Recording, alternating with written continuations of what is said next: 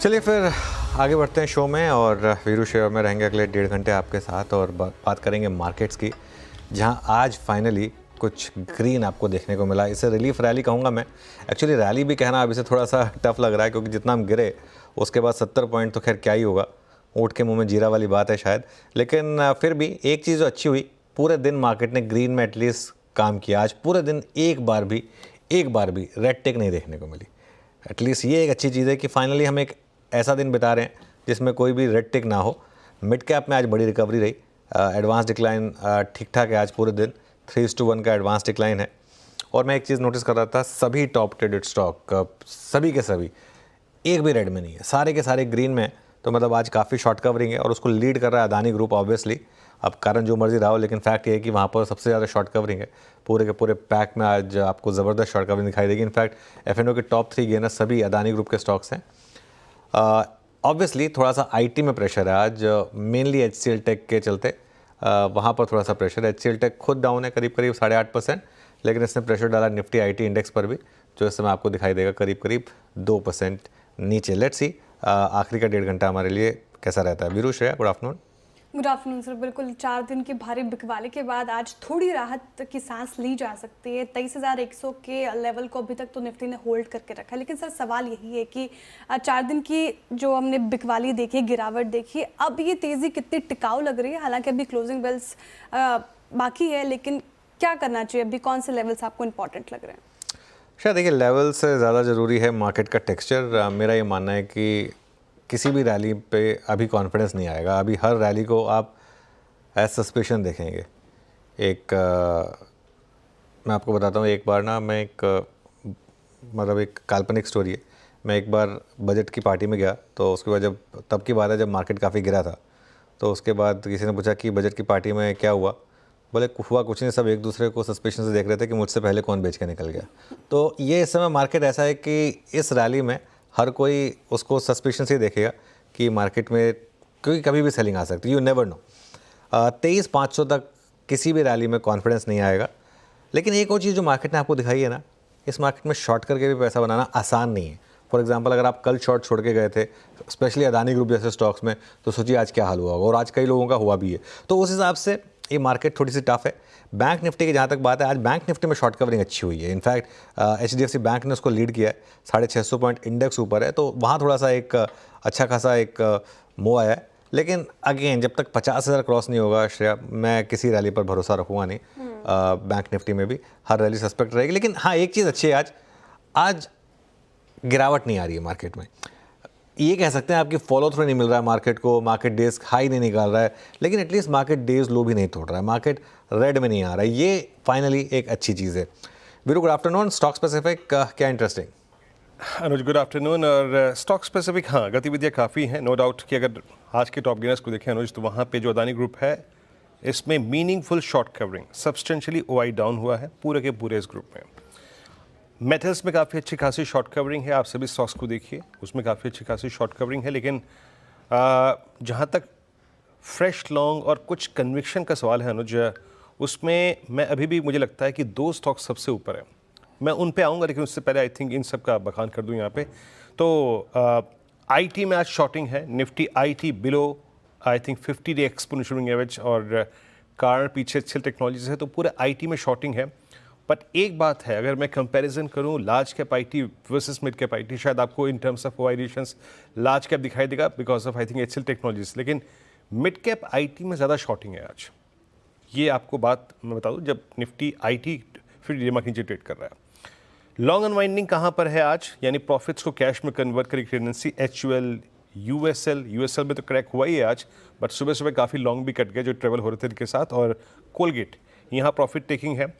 Adani group के stocks में short covering है सारे, अदानी ग्रीन, एनर्जी, टोटल सब में शॉर्ट कवरिंग है। फार्मा की 2 स्क्रिप्ट्स लेके आइएगा, दिवीज लैब स्पेशली अनुज, दिवीज लैब और बायोकॉन। मेरे ख्याल से क्लोजिंग में मैं एक बार इन स्टॉक्स पर नज़र रखूंगा, स्पेशली 5959 पे दिवीज लैब। अच्छी शॉर्ट कवरिंग और फ्रेश बैंक के कुछ इंस्टेंसेस हैं, और बायोकॉन सुबह सुबह पिक भी किया गया था आई थिंक इनिशियली।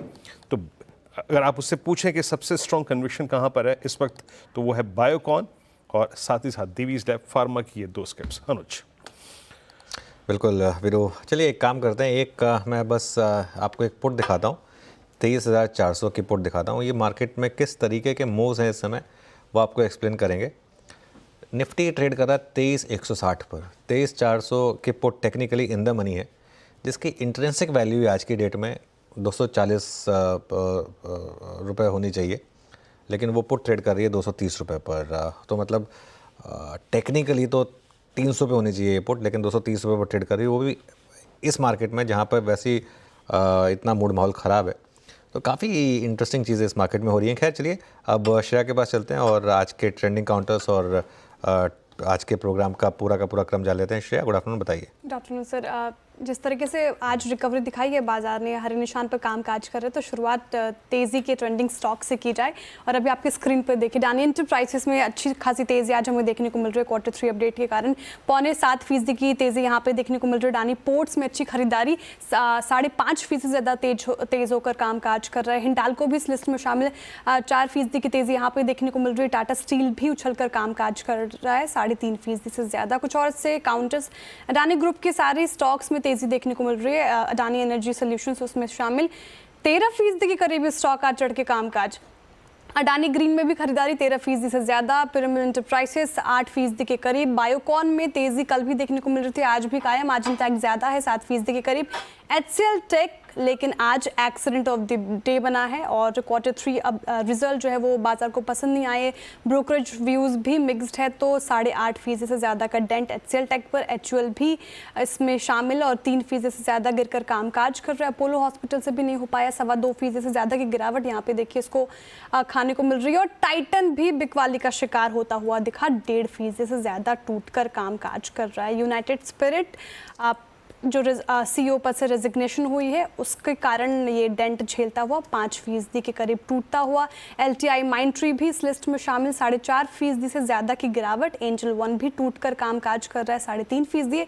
और L&T टेक सर्विसेज में भी 3% की गिरावट हमें देखने को मिल रही है। चलिए अब आगे बढ़ते हैं शो में और कमाई का अड्डा में हमारे साथ दमदार पैनल जुड़ा हुआ है। फंडामेंटल राय देने के लिए हमारे साथ मौजूद हैं मार्केट स्मिथ इंडिया के मयूर जोशी, टेक्निकल कॉल्स के जरिए आपकी कमाई कराने के लिए हमारे साथ मौजूद है गाबा सर, मानस जायसवाल, अमित सेठ, रचना वैद्य, सोनी पटनायक और जतिन गेड़िया जी। 2:15 पर यतिन बताएंगे HCL टेक क्यों बना एक्सीडेंट ऑफ द डे। साथ ही IT सेक्टर पर चर्चा के लिए हमारे साथ जुड़े होंगे वासुकी इंडिया फंड के सीनियर रिसर्च एनालिस्ट ओंकार टंगसाले। 2:20 पर सुदर्शन JSW एनर्जी की बड़ी शॉपिंग के बारे में बताएंगे। 2:25 पर मंगलम बताएंगे USL से बाजार क्यों हुआ खफा। 2:30 पर मिताली बताएंगे FNO के सख्त नियमों का कितना होगा असर। साथ ही मिताली 2:35 पर भी बताएंगे आपको कि दिसंबर में म्यूचुअल फंड्स की बड़ी शॉपिंग कैसी हुई है। और 2:45 पर कंचन बताएंगे HDFC लाइफ और L&T टेक के नतीजों का अनुमान क्या रह सकता है। 2:50 पर आपको बताएंगे बजट पर CNBC आवाज़ का खास मुहिम मेरा बजट मेरी आवाज़। 2:55 पर मार्केट बिग वॉइस में हमारे साथ एलेक्सर इक्विटीज़ के डायरेक्टर दीपन मेहता जुड़ेंगे। और 3 बजे यतिन जी से जानेंगे डीलिंग टेक। और 3:10 पर अनुज सर बताएंगे आपको कल की स्ट्रैटेजी। साथ ही 3:15 पर लेंगे BTST STBT कॉल्स। ओके, चलिए फिर पैनल तैयार है हमारा और अभी भी मिड कैप्स में अच्छी खासी तेज़ी मेंटेन है। मिड कैप इंडेक्स 2% ऊपर ट्रेड करता हुआ दिखाई देगा आपको। गुड आफ्टरनून गाबा सर, बताइए आपका ट्रेड इस समय का। लगता है अच्छा दिन है आज। तो स्टॉक मैंने चुना है लॉन्ग साइड, वो है एस्कॉट्स, ट्रेड कर रहा है 3447 पर। स्टॉप रहेगा टाइट बहुत 3410 का, करीब 30-35-40 रुपए का स्टॉप है, ज्यादा नहीं। अपसाइड जो टारगेट है करीब 3500 plus. Yes Escorts. Okay, Escorts 3448 पे आपका बाय कॉल। अब चलते हैं सोनी जी के पास। सोनी जी क्या पिक कर रहे हैं आप? Afternoon everyone. यहाँ पे सेल रिकमेंडेशन रहेगा मेरा। यहाँ पे कोलपाल पे सेल की रिकमेंडेशन रहेगी। फ्यूचर्स पे आप सेल कर सकते हैं। 2700 यहाँ पे प्राइस चल रहा है। स्टॉपलेस यहाँ पे रहेगा 2730। टारगेट है 2650 2620। एक ब्रेकडाउन देखने को मिल रहा है, सारे मूविंग एवरेजेस के नीचे ट्रेड कर रहा है। यहाँ पे कॉल राइटर्स बहुत अग्रेसिव हो रहे हैं। 2720 2740 स्ट्राइक प्राइसेस पे। रेजिस्टेंस स्ट्रॉन्ग है, यहाँ पे सपोर्ट वीक हो रहा है, ब्रेकडाउन है, तो मुझे लगता है टुवर्ड्स 2650 के नीचे एक बार टेस्ट कर सकता है स्टॉक। ठीक है, कोलगेट सेल साइड की ट्रेड सोनू जी की तरफ से आते हुए रचना जी गुड आफ्टरनून, आपने क्या पिक किया है? जी, गुड आफ्टरनून। और आईटी में ऐसी गिरावट है कि कोई भी स्टॉक उठा के शॉर्ट कर दीजिए, आप गलत नहीं जाएँगे।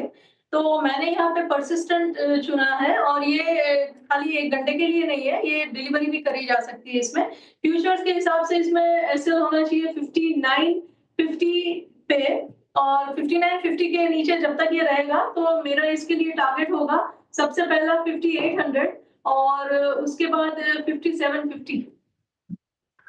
ओके, चलिए परसिस्टेंट सिस्टम्स यहाँ पर इस समय सेल ट्रेड रचना जी की तरफ से। मानस के पास चलते हैं। मानस, गुड आफ्टरनून। मानस, क्या पिक किया? गुड आफ्टरनून अनुज जी। तो देखिए, आरईसी पे खरीदारी करने की राय रहेगी। ये केवल एक बाउंस बैक प्ले है। आरईसी में खरीदारी करने का जो ट्रेड लेना है, यहाँ पर कोई अभी बहुत बड़ा ट्रेंड रिवर्सल नहीं है, लेकिन एक बाउंस बैक देखने को मिल सकता है। तो उस बाउंस बैक के लिए आरईसी में खरीदारी करने की राय रहेगी। 469 के स्टॉप लॉस से खरीदारी करेंगे और 490 तक के टारगेट्स पॉसिबल है आरईसी में। ये कैश लेवल्स मैंने बताए हैं। अगर चाहे तो आरईसी का 480 का कॉल ऑप्शन जो 14 रुपीज पे ट्रेड हो रहा है, उसमें 11 रुपए के स्टॉप लॉस से भी खरीदारी की जा सकती है और इस ऑप्शन में 22 रुपए के टारगेट सेट करने हैं। Okay, REC pull back trade, वो स्टॉक जरा प्लीज इसका वाई रखेंगे स्क्रीन पे एक बार। ये वो स्टॉक्स हैं REC, PFC, power grid, HUL, BL, HAL, BL माफ कीजिएगा, जो कि आज के सेशन में सबसे ज़्यादा शॉर्ट लेके अपने साथ आए थे। तो क्लियरली जब आप वाइज को देखेंगे ना तो वो चीज़ आपको महसूस होगी। Jatin, good afternoon. आपका ट्रेड इस वक्त का? Good afternoon everyone. तो हमारा जो ट्रेड होगा वो लॉन्ग साइड की तरफ होगा, मारुति में होगा। मारुति में हमने देखा है कि 6 दिनों का एक कंसोलिडेशन फेज था जिसमें 11,500 लेवल टेस्ट हुआ है और वहां से एक हमें रिजम्पशन ऑफ द अपमूव देख रहा है। तो मारुति में लॉन्ग करने की सलाह रहेगी। स्टॉप लॉस रखना होगा 11,600 का और ऊपर में टारगेट्स रहेंगे 12,125 के। ठीक है, मारुति सुजुकी बाई साइड के ट्रेड जतिन जी की तरफ से आते हुए मयूरेश जी, पहले तो माफ़ी मयूर प्रोनाउंस कर दिया था मैंने आपका नाम। गुड आफ्टरनून मयूरेश जी। आप जिस तरीके से बाजार में आज रिकवरी देखने को मिल रही है, आप किस पे बेट लगा रहे हैं? Afternoon, Shreya ji. Afternoon, Anuj ji. Afternoon, Viru ji, and afternoon to everyone on the panel.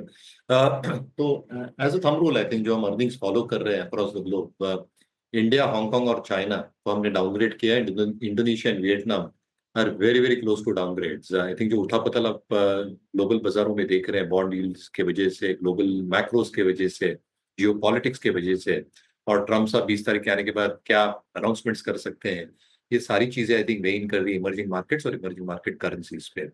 Having said that, हमें लगता है आई थिंक जिस सेक्टर्स में ईपीएस आर स्ट्रेंथ बरकरार है, फार्मा स्ट्रोक हेल्थ केयर एक सेक्टर है, दूसरा आई थिंक सिलेक्टिव बीएफएसआई, और तीसरा चुनिंदा domestic cyclical stocks including and not restricted to agrochemicals and चुनिंदा इंफ्रा कंपनीज। तो मुझे लगता है I think if the markets correct further, या अगर फर्दर करेक्शन होता है, आपको एक वॉचलिस्ट जरूर तैयार रखनी चाहिए। और वॉचलिस्ट शायद ये स्पेसेस में अगर आप रखें तो शायद अर्निंग्स का प्रभाव जो डिटोरेशन है इतनी नहीं रहे। In fact earning should remain steady in this sector. Having said that, health care global with in the health care space आपके वॉचलिस्ट पे जरूर रहना चाहिए। 2-3 की रीजंस। एक, आई थिंक जो ये एक्सपेंशंस कर रहे हैं नए सेंटर्स थ्रू, हालांकि नए सेंटर्स के आरओसीज कम हैं, but as the centers mature over a period of time, consolidated ROCEs जो 10% के आसपास है, इसमें अच्छी खासी बढ़त देखी जा सकती है। दूसरा, इनका जो एवरेज रेवेन्यू पर ऑपरेटिंग बेड है जो लगभग 45,000 रुपए के आसपास है, नए इमर्जिंग सेंटर्स में यही ARPOB is close to 70-75,000 rupees. तो जैसे आई थिंक मैच्योरिटी बढ़ती है, यूटिलाइजेशन लेवल्स बढ़ते हैं, कहीं ना कहीं I think ARPOBs should start inching higher close to 47-48,000 rupees. तीसरी चीज, I think from a debt perspective, बहुत ज्यादा डेट बुक्स पे है नहीं हेल्थ केयर ग्लोबल एंटरप्राइजेस के, और इसकी वजह से हमें लगता है आई थिंक जो ओवरऑल ग्रोथ डायनेमिक्स हो सकती है, जो EPS strength, RS strength, institution holding, जो हम सारे पहलू कैंसिल में देखते हैं, शायद एक सेक्टर एंड चुनिंदा stocks with in sectors can fulfil. तो शायद हेल्थ केयर ग्लोबल आपके वॉच लिस्ट पर होना चाहिए with in the health care space. हाँ, अच्छा मयूरेश जी, बुरा तो नहीं माने श्रेया की बात का अगर मयूर बोल गई तो? अरे बिल्कुल नहीं वीरू जी, आपको जो चाहिए बोल दीजिए। वीरू, अरे वाकई एक नहीं, देखिए हाँ बोलिए वीरू। हाँ, एक तो मुझे आजकल मयूर को देख के बड़ा अजीब, सॉरी मयूरेश जी को देख के बड़ा अजीब लगता है। यहाँ अपन कोट टाई अंदर एक स्वेटर पहन के बैठे हुए हैं और आप हाफ शर्ट में बैठते हैं ना, तो मेरे को बड़ा अजीब लगता है। लिटरली मैं लगता है मैं किसी और मुल्क में हूँ। है रही बात मयूर की, मयूर का मतलब मोर, और मयूरेश का मतलब होता है लॉर्ड ऑफ पीकॉक, है ना, और इनफैक्ट हिंदी नाम गणेश गणपति को का भी जाना जाता है, तो हाँ। हाँ गणपति का भी।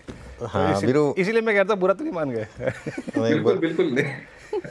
वीरू, एक चीज़ बताऊँ मैं आपको, वो एक शेक्सपियर का प्ले आया था, वो उस एक फिल्म में था कि शेक्सपियर ने पूछा था कि व्हाट्स इन अ नेम, अगर किसी रोज़ को कुछ और नाम भी दे दोगे तो वो रोज़ ही रहेगा, स्मेल तो रोज़ की ही आएगी। तो कहता हाँ सर ये बात तो ठीक है, लेकिन उसके बाद भी शेक्सपियर ने नीचे उसमें अपना ही नाम ही लिखा था, तो वो मतलब तो नाम की तो वैल्यू है, लेकिन हाँ मयूरेश कहें। अच्छा, आज हो सकता है श्रेया वैसे हमारे जो नॉर्मल इस समय स्टूडियो डायरेक्टर होते हैं शायद उनको मिस कर रही हूँ, वो मयूर आज थोड़ा छुट्टी पर हैं, तो वो भी हो सकता है, तो इसकी वजह से वो कमांड नॉर्मली वो देते हैं ना, वो भी रीज़न हो सकता है वीरू।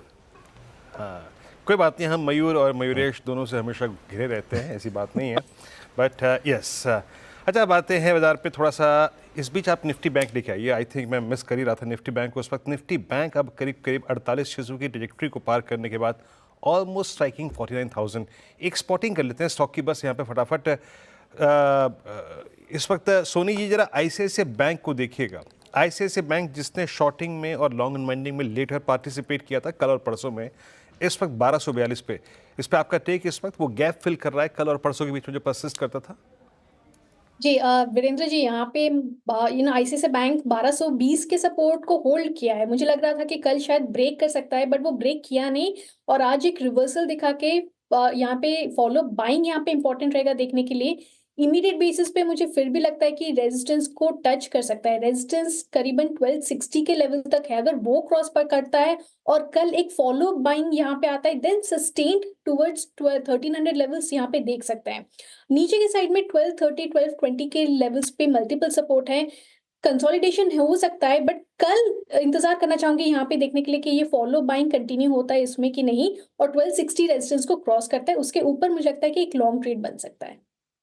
चलिए, नामों की बात हो रही थी वीरू, और आई थिंक जब आपने सवाल पूछा तो सोनी जी थोड़ा सा मुस्कुरा रही थी, इसलिए कि आपने सही नाम लिया और शिल्पा जी ने बोल दिया उनको। तो नहीं, मैं लिख के लाया हूँ आज सबसे ऊपर, सोनी सोनी सोनी सबसे ऊपर लिख के लाया हूँ, और कोई ना होनी इस बार कोई नहीं होगा इस बार सोनी यकीन मानिए। चलिए, आई थिंक मानस वहाँ पर कुछ अपना आई थिंक कुछ ज़रूरी कॉन्वर्सेशन में मशगूल है, तो थोड़ा आगे बढ़ते हैं। खैर, और कुछ और स्टॉक्स की बात करते हैं। आज का accident of the day, HCL tech, 10 साल की सबसे बड़ी इंटरडे गिरावट क्यों आई, ये जानते हैं यतिन से। Yatin, good afternoon. सुबह ऐसा तो नहीं लग रहा था कि 10% गिरेगा, लेकिन बताइए ऐसा क्या हुआ जो मार्केट ने इतना ज़्यादा डीरेटिंग कर दी?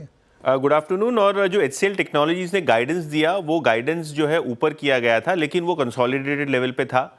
अगर आप नंबर्स को तोड़ें तो जो ऑर्गेनिक रेवेन्यू गाइडेंस है वो कहीं ना कहीं निराशाजनक था, और जो एक्विजिशंस है उसकी मदद से आपको शायद ये जो गाइडेंस है वो बढ़ता हुआ नज़र पड़ा। लेकिन ज़्यादातर ब्रोकरेजेस आपके स्क्रीन पे जो आप देख रहे हैं वो होल्ड रेटिंग के साथ ही यहाँ व्यू बना रहे हैं। इनफैक्ट CLSA का टारगेट है 1882 रुपये, और उनको लगता है कि जो FY25 का ऑर्गेनिक ग्रोथ गाइडेंस है वो कहीं ना कहीं डिसअपॉइंटिंग है। जहां दूसरी IT companies demand environment improve होती हुई देख रही हैं, जो डील पाइपलाइन है वो इंप्रूव होती हुई दिखाई दे रही है, तो कहीं ना कहीं HCL टेक में वो फायर मिसिंग था। जेफरीज का भी यही मानना है, उनका होल्ड है, टारगेट है 2060, और इनको लगता है कि Q4 का जो रिजल्ट है वो थोड़ा वीक रहना चाहिए ऑर्गेनिक साइड पे, क्योंकि जो रेवेन्यू गाइडेंस है वो वही तरीके से इंडिकेट कर रहा है। इनफैक्ट जो वैल्यूएशंस रिच हैं और कहीं ना कहीं जो CC गाइडेंस का मिस है उसके चलते वो यहाँ होल्ड रेटिंग पे बने हुए हैं। और मॉर्गन स्टैनली भी 1970 के टारगेट के साथ यहाँ इक्वल वेट है। इनको लगता है कि Q3 की जो सर्विस बिजनेस सेगमेंट रेवेन्यू है वो इन लाइन है, और कहीं ना कहीं जो रेवेन्यू गाइडेंस है वो ऑफसेट करता है मैनेजमेंट की पॉजिटिव कमेंट्री को। तो कहीं ना कहीं ब्रोकरेजेस मुझे लगता है कि जो ऑर्गेनिक गाइडेंस है उसको लेकर थोड़े बहुत चिंतित दिखाई दिए दूसरे IT कंपनीज के मुकाबले। ठीक है, बहुत शुक्रिया यतिन जी तमाम जानकारी साझा करने के लिए। मानस जी, चार्ट देखिए HCL टेक का, आज जिस तरीके से बिकवाली हमें देखने को मिल रही है, 8.5% से ज़्यादा करेक्ट हो चुका है, क्या करना चाहिए? अभी ये मौका है क्या खरीद लिया जाए, कि अभी कॉशियस रहने की सलाह इस पर्टिकुलर काउंटर में? आई थिंक वेट करना बेहतर रहेगा। ये सही समय नहीं है खरीदारी करने का, क्योंकि फर्स्ट टाइम हमने इस तरह का सेलिंग देखा और सेलिंग में ही 100 डे मूविंग एवरेज के नीचे वॉल्यूम के साथ निकला है स्टॉक। तो उम्मीद करिए कि गिरावट बढ़ सकती है, 1700 रुपए तक के टारगेट आपको देखने को मिल सकते हैं। तो कभी कोई उछाल मिले तो लॉन्ग पोजीशन से एग्जिट करने की सलाह रहेगी। शॉर्ट पोजीशन हाई लेवल पे बनानी है, करंट लेवल्स पे नहीं बनानी है।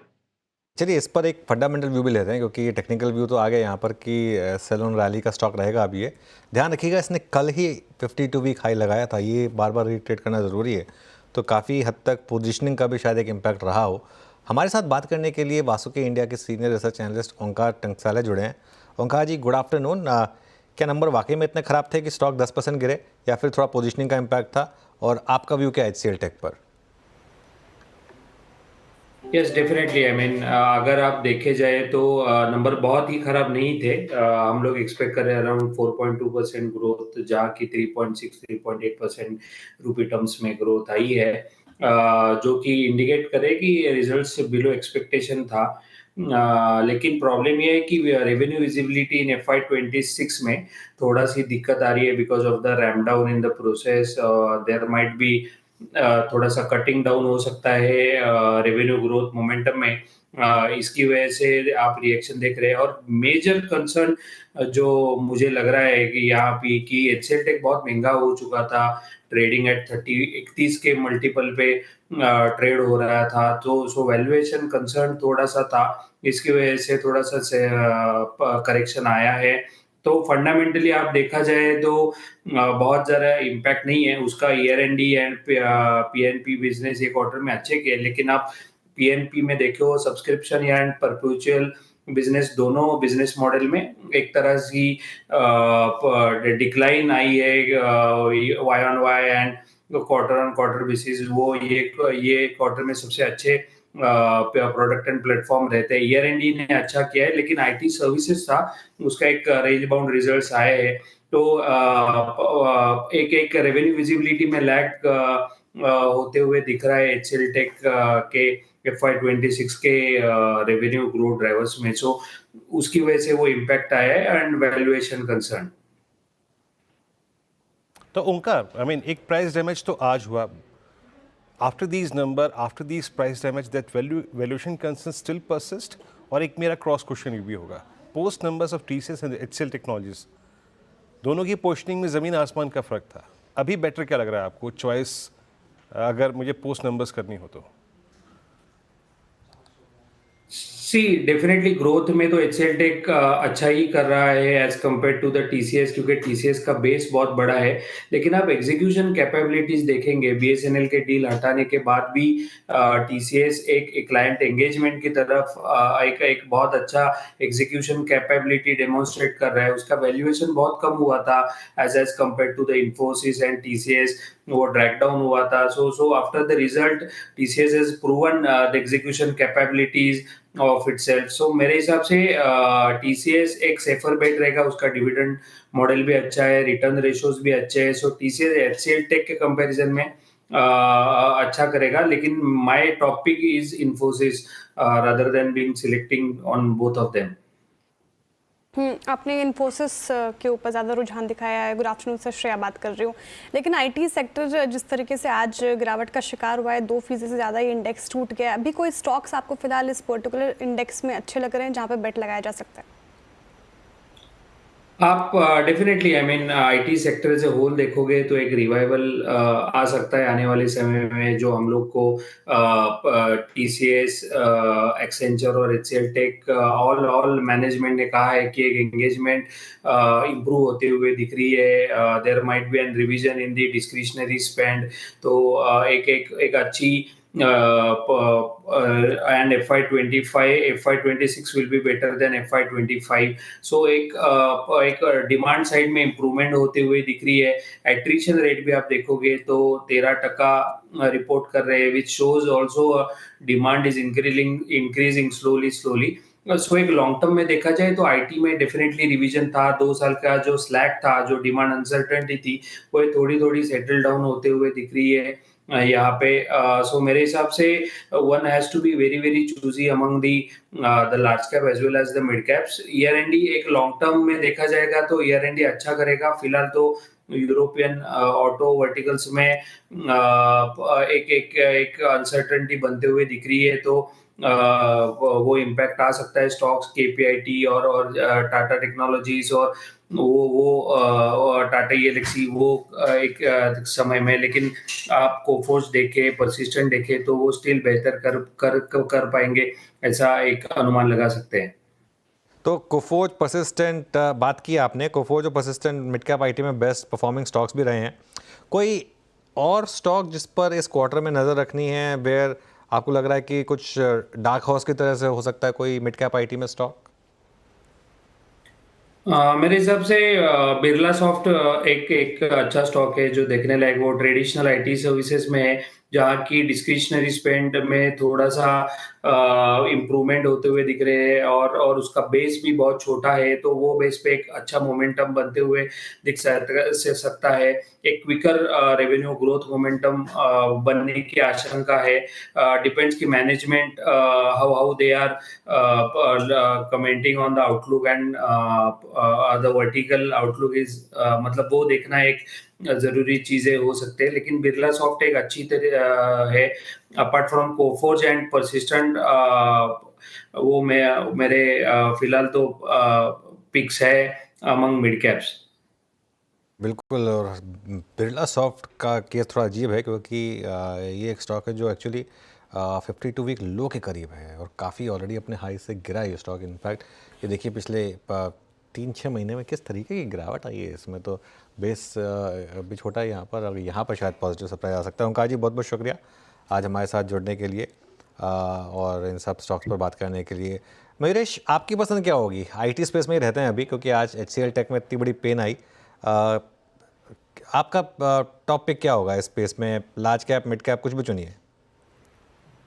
I think हमारे अनुमान में Anuj ji mid cap should continue outperforming large cap, both in terms of commentary, pricing को लेके, मार्जिन परफॉर्मेंस और जो क्वालिटेटिव पैरामीटर्स हैं including utilisation levels and expectations in terms of return ratios as well. I think जो stock में ध्यान पे रखूंगा, और मैं ध्यान पे इसलिए बोल रहा हूँ क्योंकि रिजल्ट्स की राह देखनी चाहिए, Mphasis once the results are out I think एक कॉल लेना चाहिए स्टॉक के ऊपर। बट मुझे लगता है जैसे ये स्टॉक की प्लेसमेंट है in terms of business offerings, आज हम AI की बात करते हैं, बट एम्फोसिस के पास जो ऑफरिंग्स है जेनरेटिव AI को लेकर, जिसे हम जेन AI कहते हैं, 34% of their portfolio is skewed towards gen AI।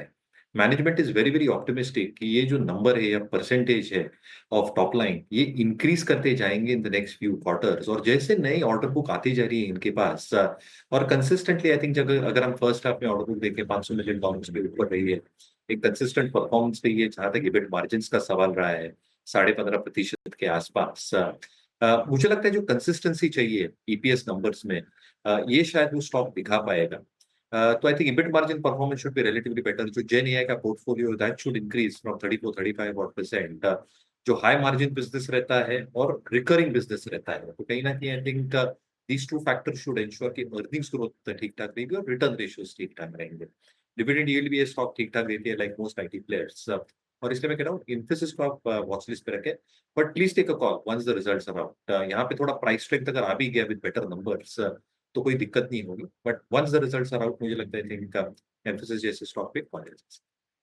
Okay, चलिए आप एक बार बैंक निफ्टी देखते हैं ज़रा। बैंक निफ्टी डे हाई पर आया और पिछले कुछ मिनटों में दो स्टॉक्स ने रियली टेक ओवर किया है। एक तो ICICI बैंक जो वीडियो ने मेंशन किया था, आज सुबह हमारी बात हो रही थी कि 200 डे मूविंग एवरेज के आसपास मेक और ब्रेक जोन में है ICICI बैंक, इस जोन को बचाना ज़रूरी है। और दूसरा है कोटक महिंद्रा बैंक। एक बार फिर से कोटक महिंद्रा बैंक में शानदार तेज़ी आपको देखने को मिलेगी। ये देखिए कोटक महिंद्रा बैंक पिछले 5 मिनटों में क्या मूव आया है।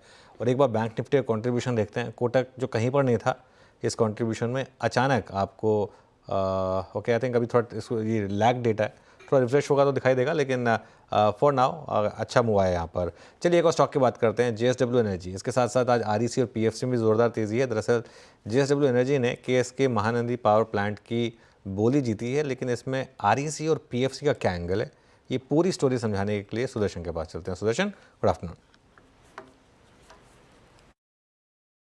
जेएसडब्ल्यू एनर्जी आज फोकस में है। न्यूज़ है कि जेएसडब्ल्यू एनर्जी ने केएसके महानदी पावर को कॉर्पोरेट इंसॉल्वेंसी के अंडर में एक्वायर किया है और इसका बिड अमाउंट था केएसके महानदी को एक्वायर करने के लिए 15,985 करोड़। डील कंप्लीट होने के लिए जेएसडब्ल्यू एनर्जी को 2 अप्रूवल की ज़रूरत होगी और वो है एनसीएलटी और सीसीआई का।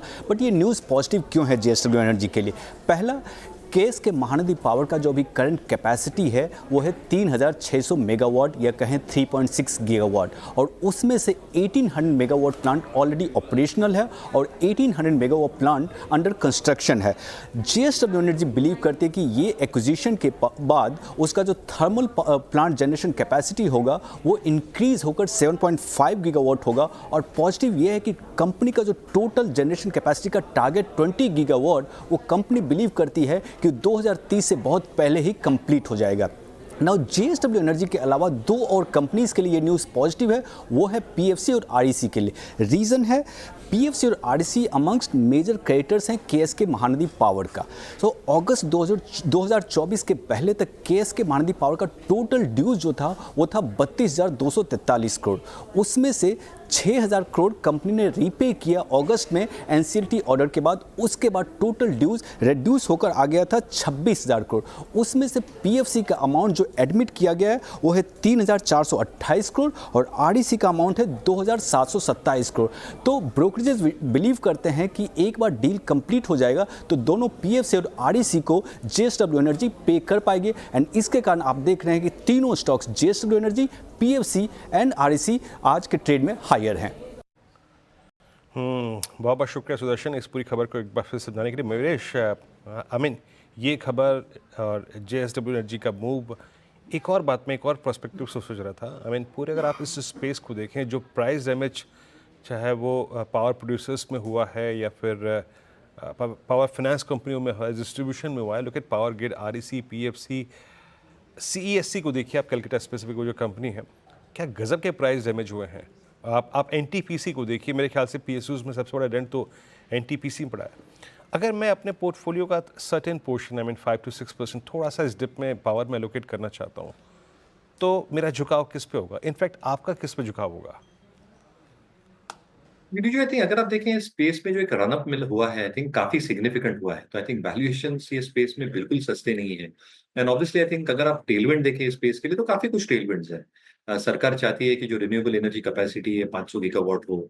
आज ट्रांसमिशन लाइंस की अगर मैं बात करें, इंटर स्टेट या इंट्रा स्टेट दोनों मिला के 2,25,000 सर्किट किलोमीटर लाइन एडिशंस करने की जरूरत पड़ेगी अगले 4 से 5 वर्षों में। आज जो हमारी ट्रांसफॉर्मर कैपेसिटी है लगभग 1.5 लाख MVA की, देयर इज एन एक्सपेक्टेशन कि 1.5 से 2 लाख MVA ऐड करने पड़ेंगे इन द नेक्स्ट 5 to 7 ईयर जैसे कैपेसिटीज बढ़ती है। फ्लू गैस इक्विपमेंट, जो फ्लू गैस डीसल्फराइजेशन की एक मुहिम है सरकार की 26 मार्च के पहले, जो पोल्यूटिंग प्लांट्स है थर्मल, वहाँ पे 1 लाख करोड़ की मार्केट साइज है। तो मुझे लगता है आई थिंक काफी कुछ विकल्प है in terms of tailwinds for the sector as whole, but valuations अभी भी मुझे लगता है काफी महंगे, even with the correction that you seen. A lot of companies, आप एनटीपीसी देखें या आप सीईएससी देखें, जेएसडब्ल्यू देखें, टाटा पावर देखें, Tata power 2 digits in the matter of 3 years 400 के ऊपर निकल गया था, अभी रिट्रेस हो रहा है। I think that trading at 5, 6, 7 times price to book, और ये सस्टेनेबल नहीं। हालांकि टेलविंड्स है, मुझे लगता है आई थिंक वॉच लिस्ट पे अगर ये स्टॉक्स गिरते हैं तो, और अगर नीचे लेवल्स पे लोअर बेस बनाते हैं और इनके अगर अर्निंग स्ट्रेंथ और प्राइस स्ट्रेंथ बरकरार रहती है वंस दे कंसोलिडेट, तो टाटा पावर आपको ध्यान में रखना चाहिए। Obviously I think NTPC with in the large cap PSU names, expansion plans इनके जो है, जो डिविडेंड यील्ड इनके पास है, ये आपको ध्यान में रखना चाहिए। और टेक्नो इलेक्ट्रिक एक जो ईपीसी प्लेयर है, आई थिंक ये भी आपको ध्यान में रखना चाहिए। आई थिंक इनमें तीनों तड़के हैं, एक आई थिंक डेटा सेंटर्स वाले, दूसरा जो मैं फ्लू गैस डीसल्फराइजेशन इक्विपमेंट बोल रहा था जो सिर्फ टेक्नो इलेक्ट्रिक और बेल करती है, और तीसरा स्मार्ट मीटर्स। तो मुझे लगता है आई थिंक थोड़ा चूजी रहेंगे सेक्टर के लिए, लेकिन जस्ट वेट एंड वॉच। अच्छे बेसिस बने नीचे लेवल्स पे जहाँ पे अर्निंग्स और प्राइस ट्रेंड को शायद ये 3 companies call. Techno electric, Tata power और एनटीपीसी जैसे स्टॉक्स को रडार पे रखने की हिदायत फिलहाल। लेकिन गाबा सर, चार्ट देखिए पीएफसी आरईसी का, और जिस तरीके से मेंशन भी कर रहे थे मयूरेश जी, करेक्शंस तो दिखाई है लेकिन आज के सेशन में अच्छी तेजी क्या लग रहे हैं? चार्ट्स इंडिकेट कर रहे हैं कि लुक्रेटिव लग रहा है, बेट लगाना चाहिए कंसिडरिंग बजट भी है। अब पावर फाइनेंस की चार्ट बात करते हैं पहले। यहाँ पर शॉर्ट कवरिंग क्लियर कट नजर आती है, काफी गिरावट हुई है फ्रॉम 520 जोन्स टू अंडर 400। तो जगह तो अच्छी है बाउंस करने की, ट्रेड भी बनता है। स्टॉप लगाना चाहिए। 410 का अपडेट कर रहा है, 417 पॉसिबल है कि 450 देखने को मिल सकता है, तो एक ट्रेडिंग बैक तो बनता है। एक बार 440 देखिए, 450 कैसे नेगोशिएट करता है, फिर देखेंगे यहाँ पर टर्न अराउंड हुआ है या नहीं। रही बात आरईसी की, आई थिंक वहां पर भी एग्जैक्टली सिमिलर सेंटिमेंट है। 500 पॉसिबल है, स्टॉप होगा 460 का, अपडेट करें 470 का, मतलब 15 रुपए का स्टॉप, 25-30 रुपए का प्रॉफिट मिल सकता है। तो ट्रेडिंग बैक तो बनता है बिल्कुल आरईसी में भी। ओके, चलिए अब थोड़ा आगे बढ़ते हैं और अमित सेठ जुड़े हैं हमारे साथ, उनसे एक ट्रेड लेते हैं। अमित जी, गुड आफ्टरनून, बताइए क्या पिक किया आपने? जी and good afternoon to everyone. Anuj ji, मेरा इस समय का ट्रेड रहेगा बजाज फिनसर्व। बजाज फिनसर्व का अगर हम स्ट्रक्चर देखें तो इस पूरे मार्केट की वॉलेटिलिटी और फॉल में इसने बड़े अच्छे से 1680 1700 के लेवल्स होल्ड किए हैं और स्टॉक ने अपने सारे की मूविंग एवरेजेस के ऊपर ट्रेड किया। तो यहाँ पे कंसोलिडेशन काफी अच्छा है और जिस हिसाब से मोमेंटम इंडिकेटर्स प्लेस्ड है, देख के लगता है चार्ट्स की it is well placed for an up move. तो इसे बाय करें। 1680 का स्टॉप लॉस रहेगा और टारगेट्स हमारे रहेंगे 1750 रुपए के। ठीक है, बजाज फिनसर्व बाई साइड की ट्रेड एक अमित सर की तरफ से आते हुए अब आगे बढ़ते हैं और एंजल वन की बात करते हैं। देखिए, एफएनओ के सख्त नियमों का एंजल वन के नतीजों पर असर दिखा है। तिमाही आधार पर कंपनी का रेवेन्यू 16% घटा है, जबकि मार्जिन पर भी करीब 5% का दबाव आया है। नतीजों के बाद आज एंजल वन को आप देखिए, इसके शेयर नीचे हैं। एफएनओ के सख्त नियमों का एंजल वन के नतीजों पर क्या असर पड़ेगा, वो बताने के लिए मेरी सहयोगी मिताली जुड़ी हुई है। मिताली, बताइए। तो सेबी ने जो नवंबर में रिस्ट्रिक्शंस लगाई थी वो बेसिकली स्पेकुलेटिव ट्रेडिंग को रोकने के लिए लगाई थी, लेकिन मार्केट में ट्रेडिंग वॉल्यूम पर काफ़ी इसका इम्पैक्ट नज़र आया। एंजल वन के आंकड़ों की बात करें तो तीसरी तिमाही में जो इनकी नेट इनकम है वो घटकर क्वार्टर एंड क्वार्टर बेसिस पे बात करें तो 990 करोड़ ही रह गई। 17.7% की गिरावट यहाँ देखने को मिली है। साथ ही ट्रांजैक्शन वॉल्यूम्स और मार्जिन में भी इसके घटने का असर दिखाई दिया। इसके बाद अगर बात करें तो कंसोलिडेटेड मुनाफा जो है वो 423 करोड़ पर नज़र आया पिछले क्वार्टर का, और अभी इस क्वार्टर का जो आंकड़ा है वो 281 करोड़ के आसपास का नज़र आया है। अब बात करें हम एबिटा मार्जिन्स की तो वहाँ पे भी हमें 31% की गिरावट देखने को मिली है। इसका असर जो है वो एफिशिएंसी मार्जिन्स पर देखने को मिला। अगर एवरेज डेली एफएनओ ऑर्डर्स के सेगमेंट की बात करें तो एनएससी में इंडेक्स एंड ऑप्शंस की वॉल्यूम में हमें 42% की गिरावट देखने को मिली थी। ये सारा जो डेटा है ये सेबी के रिस्ट्रिक्शंस के बाद का है और एंजल वन की कंपैरेटिवली हमें 27% की गिरावट देखने को मिली। यानी कि इंडस्ट्री के मुकाबले एंजल वन जो है यहाँ पे हमें कम गिरावट देखने को मिली है एफएनओ के एवरेज डेली ऑर्डर्स में। अब बात करते हैं कुल क्लाइंट बेस की, तो 2.95 करोड़ इस बार इन्होंने अपने क्लाइंट्स बेस में इजाफा किया है, यानी 7% की अच्छी ग्रोथ देखने को मिली। सख्ती के बावजूद एक अच्छा नंबर यहाँ प्रदर्शित किया गया। एनएससी के एक्टिव क्लाइंट्स लिस्ट की बात करें तो दूसरे नंबर पर हमें एंजल वन देखने को मिलेगा। ऑर्डर की संख्या अगर एंजल वन के पर्सपेक्टिव से बात करें तो क्वार्टर एंड क्वार्टर 42.2 करोड़ की देखने को मिली। यहाँ गिरावट देखने को मिली है 14% की। अब ट्रांजैक्शंस पे भी वॉल्यूम ये एफएनओ की ट्रेड्स का असर देखने को मिला। रेगुलेटरी की सख्ती के बाद यहाँ पे हमें ट्रेडिंग की संख्या में घटत देखने को मिली है। एवरेज डेली टर्नओवर की बात करें तो वो 40 लाख करोड़ पर दिखाई दी और यहाँ पे हमें 12% की गिरावट देखने को मिली है। वायदे में एक्शन के कारण यहाँ पे वॉल्यूम में जो गिरावट है ये काफ़ी अच्छे अंकों से देखने को मिली है, लेकिन एंजल वन के मार्केट शेयर में हमें सुधार भी देखने को मिला। साथ ही क्लाइंट को बनाए रखने की क्षमता लॉन्ग टर्म पर्सपेक्टिव से एंजल वन के लिए काफ़ी अच्छी दिखाई पड़ी है। आपकी स्क्रीन पे एग्जैक्टली आप देखें क्यों ये नंबर्स भी देखे आपने, बट एक बात याद रखिएगा क्लियरली जो बताने शुरू में भी कहा था कि डेरिवेटिव्स एक्सपायरी को रिड्यूस करना, इसका इम्पैक्ट काफ़ी पड़ा है और वो एंजल वन की प्राइस परफॉर्मेंस पे भी क्लियरली नज़र आ रहा है। आपकी स्क्रीन पे एक बार स्टॉक लेके आइएगा। आज सुबह भी अनुज में बात कर रहे थे इस पर, इट्स 2358 और मेरे ख्याल से जो टफेस्ट अनवाइंडिंग या फिर शॉर्टिंग किसी स्टॉक में हुई थी तो उसमें ये भी शामिल था। 11 दिसंबर 24 को इसका भाव था लगभग 3507, इट्स नाउ 2358, यानी करीब 1000 रुपये का रिट्रेसमेंट। बट रचना जी, मैं आपसे पूछूं, मान लीजिए किसी की पोजीशन है, अब ये प्राइस डैमेज होना ही था और स्पेशली अब ये था मतलब सिस्टम में कि ये प्राइस डैमेज आएगा जब नंबर्स आएंगे। आपका भी क्या कह रहा है? आई मीन 2358 पे जो पोजीशन है उसको होल्ड रखना चाहिए जो अब तक हैं। अभी एटलीस्ट 2200-2100 रुपये इसके लिए स्ट्रॉन्ग बेस है। इसका स्ट्रक्चर कोलैप्स तो नहीं हुआ है, ठीक है 1000 रुपये का रिट्रेसमेंट पॉइंट है, बट 2200-2100 का मीनिंग क्या है? जी इसमें जहाँ तक होल्ड करना ना करना की बात है तो खैर हमने तो अपने क्लाइंट्स को इसमें 2800 पे एग्जिट करा दिया था और यहाँ पे पोजीशन को होल्ड करने का सवाल उठता नहीं है क्योंकि ये जो गिरावट है इतनी होने के बावजूद भी कोई यहाँ पे ऐसी कोई निशानी कोई साइन नहीं है कि ये यहाँ पे रुक जाएगा और ना तो ऐसी कोई साइन ओवरऑल मार्केट में है और इन सब स्टॉक्स की हम बात ही कितनी बार करते हैं महीने में एक आध बार मुश्किल से होती होगी ये तब से बात होने लग गई इनकी जब से एफएनओ में आए तो वो उनका एक दौर था वो फ्लेवर ऑफ द सीजन बन गए थे वो होना था जो हो गया एकदम से स्विंग और अब यहाँ पे इतनी गिरावट भी आ रही है इतनी क्योंकि पहले हम इसमें राइज भी इतना देखे हैं तो otherwise these are not going to become blue chip stocks just because they became F&O players. तो इसीलिए यहाँ पे गिरावट और नीचे जा सकती है एक दो दिन की रैली जरूर आ सकती है लेकिन 2500 के नीचे जब तक ये काउंटर रहेगा तब तक वीकनेस बरकरार रहेगी और डाउन साइड पे ही आज का लो तोड़ सके आने वाले टाइम में ऐसी भी प्रोबेबिलिटीज रहेगी। चलिए आगे बढ़ते हैं अब और बात करते हैं यूनाइटेड स्पिरिट्स में बड़े मैनेजमेंट बदलाव की। आज सुबह भी हमने बात की थी इसको जब बिग स्टॉक्स की चर्चा हो रही थी कि आज मार्केट इस स्टॉक को पनिश करेगा। एक बार इंटरडे देखते हैं इसका ताकि पता चले कि इंटरडे तो स्टॉक करीब करीब 5% नीचे क्यों है ये मतलब क्यों मार्केट इतना नाराज़ है इस मैनेजमेंट चेंज से। जैसा कि हम सुबह भी डिस्कस कर रहे थे कि काफ़ी री रेटिंग हुई थी स्टॉक की इस मैनेजमेंट में के अंडर।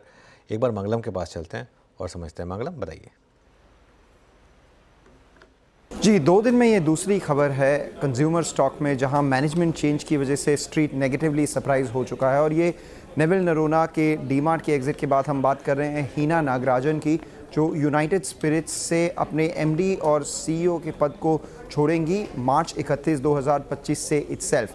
वो क्यों छोड़ रही हैं क्योंकि वो डियाजो ग्रुप में ही कोई दूसरी बड़ी रिस्पॉन्सिबिलिटी की तरफ जा रही हैं। तो एमएनसीज़ में ये काफ़ी एक रिस्क होता है कि कोई एक लीडर अच्छा कर रहा हो तो हो सकता है उसे ग्लोबल लेवल पर ले जाया जाए बट उसकी वजह से यहाँ पर थोड़ी सी एक अनसर्टनिटी हो गई है लीडरशिप ट्रांजिशन के चलते। आप देखें तो प्रवीण सोमेश्वर जो एचटी मीडिया के एमडी और सीईओ रहे हैं पिछले 5 साल से और उसके पहले 24 साल उन्होंने पेप्सिको में भी गुजारे हैं, उन्हें बुलाया गया है यूनाइटेड स्पिरिट्स को लीड करने के लिए 1 अप्रैल 2026 से। तो जब तक ये ट्रांजिशन होगा और जब स्ट्रीट प्रवीण के लीडरशिप को देखेगी तब तक के लिए थोड़ी सी अनसर्टनिटी स्टॉक में बनी रहेगी और उसी के लिए आज भी देखें तो यूनाइटेड स्पिरिट्स 5% नीचे है। मंगलम शुक्रिया आपका। मंगलम शुक्रिया आपका। मीनवेल यूएसएल आप किसकी भी लेके आइए अभी भी टॉप लूजर्स की श्रेणी में सबसे ऊपर एंड स्ट्रेट इसका ये बुल रन शुरू हुआ था मई 2023 में और एग्जैक्टली इसी प्राइस से। कहाँ से? वो प्राइस था 822 रुपये से। 822 से ऐसा निकला कि कभी भी मुड़ के इस ड्यूरेशन में इसने टू निडेमा को नहीं देखा बट आज का प्राइस रिट्रेस होकर 1410। मेरेश आपकी राय दिस लीडरशिप चेंज आप कैसे रीड कर रहे हैं और आने वाला चेहरा भी इस सेगमेंट का एक तजुर्बा रखता है, क्या ये प्राइस डैमेज इनफ है इस I think change in leadership को फैक्टर इन करने में? आपका व्यू क्या होगा 1410 पे कंसिडरिंग कि ये बीते 1 साल का सबसे स्मार्ट प्राइस परफॉर्मर था लिकर स्पेस में? Absolutely no two ways about it and management change से आई थिंक जो असर हुआ है आई थिंक पिछले कई दिनों से आई थिंक स्टॉक क्या प्राइस पे देख रहे हैं। So I think there is constant price pressure on the stock और इसकी वजह से आई थिंक जो वापस हम एक कोर एलिमेंट पे आते हैं स्टॉक को लेके या सेक्टर को लेके अल्कोहल और the sector as a whole, क्या वॉल्यूम ग्रोथ ठीक ठाक रहनी चाहिए? यस। क्या premiumisation as a theme should continue to grow forward? Absolutely yes. I think United Spirits, Radico जैसे स्टॉक्स ने जो प्रीमियमाइजेशन अपना बढ़ाया है उसके वजह से आई थिंक जो एवरेज सेलिंग प्राइस है, जो वॉल्यूम ग्रोथ है उनके प्रीमियम पोर्टफोलियो का, ये ठीक ठाक रहा है। तीसरा आई थिंक जो ENA stroke molasses stroke glass prices जो इनपुट कॉस्ट होती हैं अल्कोहल स्ट्रोक बेवरेजेस सेक्टर के लिए, यहाँ पे स्टेबिलिटी देखने मिली है और इसलिए मुझे लगता है कि जो मार्जिन परफॉर्मेंस है ये ठीक ठाक रहना चाहिए। Having said that I think जो कैश और कैश इक्विवेलेंट्स हैं यूनाइटेड स्पिरिट के बुक में और जो हम एक्सपेक्ट करते हैं in terms of more products that can get expected और introduce into the Indian market, क्या प्राइस हाइक्स ले पाते हैं इन डिफरेंट स्टेट्स, ये देखना लाजमी होगा। दूसरा आई थिंक AP तेलंगाना में you are already seeing some elements of murmurs that are already happening in terms of अगर आप प्राइस हाइक्स लेते हैं तो शायद थोड़ी दिक्कतें हो सकती है इसलिए किस हद तक ये प्राइस हाइक्स ले सकते हैं in the coming few quarters, ये एब्सोल्युटली इंपॉर्टेंट होगा अर्निंग्स परफॉर्मेंस को लेके। And obviously I think management change, how do they direct the company strategy and vision going forward, ये बहुत इंपॉर्टेंट पहलू होता है बाजार के हिसाब से। तो मुझे लगता है आई थिंक स्टॉक शायद ये कंसोलिडेट करें। Price strength obviously has come of along with the market, और इसलिए हम मार्केट्स में इंडिया में एटलीस्ट थोड़ी प्राइस स्ट्रेंथ रिगेन करना on the back of earnings, management strategy, commentary देखना चाहते हैं। तो शायद तब तक ये स्टॉक थोड़ा कंसोलिडेट करें। अनुज, ये स्टॉक हमने मेरे ख्याल से लेकर स्पेस में सबसे ज़्यादा स्टॉक रीड किया है, बात की है, और उस लीडरशिप की के बदौलत ही अगर आप देखें उस ड्यूरेशन में जो भी हमने बात की थी ना, उसमें आपकी भी टिप्पणियों में वो भरोसा था, है ना? क्या ये एग्जिट अभी यूएसएल के लिए भारी पड़ेगा क्या? मतलब प्राइस डैमेज ये हो चुका है या फिर और होगा अभी, क्या लगता है? देखिए वीरू को, आज सुबह जब मैं बिग स्टॉक्स में मेंशन कर रहा था तब भी मैंने यही बात कही थी कि एक जो यूएसएल का अगर आप स्टॉक देखें तो पिछले 3 से 4 साल में इसमें अच्छी खासी री रेटिंग हुई है, और उसमें काफ़ी हद तक वो जो री रेटिंग हुई थी वो मैनेजमेंट चेंज के बाद हुई थी। और ये एक ऐसा बिज़नेस है जिसमें मैनेजमेंट की काफ़ी इम्पोर्टेंस होती है, क्योंकि काफ़ी सप्लाई चैनल्स, काफ़ी ऊपर ब्यूरोक्रेसी, काफ़ी उसमें कनेक्ट आपको बनाने होते हैं। तो उस हिसाब से जो भी नया आएगा उसको ऑब्वियसली थोड़ा टाइम लगेगा, लेकिन मैं ये भी जानता हूँ कि जो जिनको लाया जा रहा है वो भी काफ़ी एक्सपीरियंस्ड हैं, और I think great companies find a way. तो लेकिन अभी के लिए जो एक तरीके से एक वन वे उसमें अपसाइड हो रही थी, वो थोड़ी सी एक उस पर कैप लगा है, लेकिन मुझे लगता है कि इसकी वजह से बहुत ज़्यादा डी रेटिंग होगी स्टॉक में। हाँ, एक कुछ समय के लिए अंडर परफॉर्म कर सकता है स्टॉक, लेकिन वापस उस लेवल पे नहीं जाएगा जो मतलब जहाँ से इसने शुरुआत की थी नेगेटिविटी की। इस पर एक टेक्निकल व्यू भी ले लेते हैं। सोनी जी, एक बार ज़रा चार्ट पढ़िए यूनाइटेड स्पिरिट्स का, बताइए क्या करें इसमें। अनुज जी, यहाँ पे काफी स्ट्रॉन्ग ब्रेकडाउन है, मुझे लगता है कि कंटिन्यू रहेगा। कहीं ना कहीं अगर 1405 के नीचे आज और फर्दर ब्रेक करके क्लोज करता है पोजिशनली, एक और स्टीवियर ब्रेकडाउन आएगा। 200 एक्सपोनेंशियल मूविंग एवरेजेस को ब्रेक करेगा, वहां पे ऑप्शन चेन ब्रेकडाउन भी आएगा, कहीं ना कहीं टुवर्ड्स 1340 1320 पोजिशनली टेस्ट कर सकता है। सेलिंग प्रेशर कंटिन्यूड है, कहीं ना कहीं अभी तक वो रिवर्सल शॉर्ट कवरिंग कुछ भी नजर नहीं आ रहा है। एनी राइज 1420 1440 के रेंज में जब नजर आए तो मुझे लगता है वहां पे एक सेलिंग अपॉर्चुनिटी बने रहेगी। 1-2 दिन के अंदर मुझे लगता है ये 200 एक्सपोनेंशियल मूविंग एवरेजेस को ब्रेक करने के लिए तैयारी ले रहा है।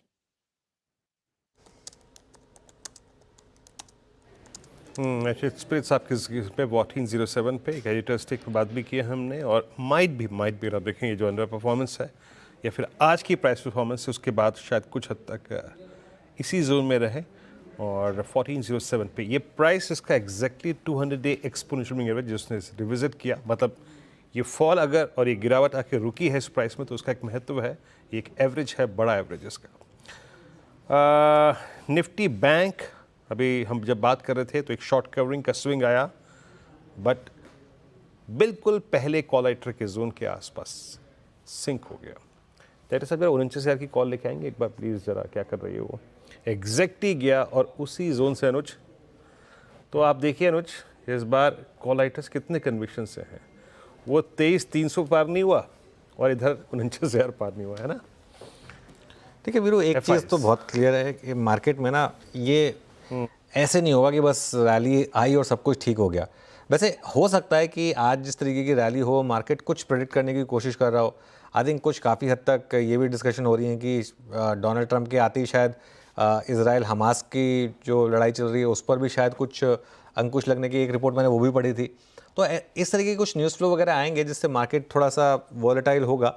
एक्चुअली वॉलेटिलिटी बुरी नहीं है चीज़, वॉलेटिलिटी जब भी होती है वो ट्रेंड चेंज के आसपास ही होती है। अब तक तो मार्केट वन वे ही गिर रहा था ना, तो अगर मार्केट गिरता भी है लेकिन वॉलेटिलिटी के साथ गिरता है तो वो एक तरीके से तो अच्छी खबर होगी मार्केट के लिए। लेकिन ऐसे नहीं होगा मार्केट के बस वन फाइन डे मार्केट से कि चलिए अब हो गया सब कुछ, अब यहाँ से वापस ऊपर चलते हैं, और उसमें थोड़ा सा मार्केट को टाइम लगने वाला है। ये एकदम से वन वे में नहीं आएगा। चलिए एक काम करते हैं, सन फार्मा पर भी एक इम्पॉर्टेंट न्यूज़ फ्लैश हो रही है, इसको भी एड्रेस करने की कोशिश करेंगे कुछ ही देर में, और यतिन से जानेंगे कि एग्जैक्ट न्यूज़ क्या है। लेकिन इससे पहले कुछ और एक आध स्टॉक्स का और चेक कर लेते हैं, और उसके बाद यतिन को जोड़ेंगे। ज़रा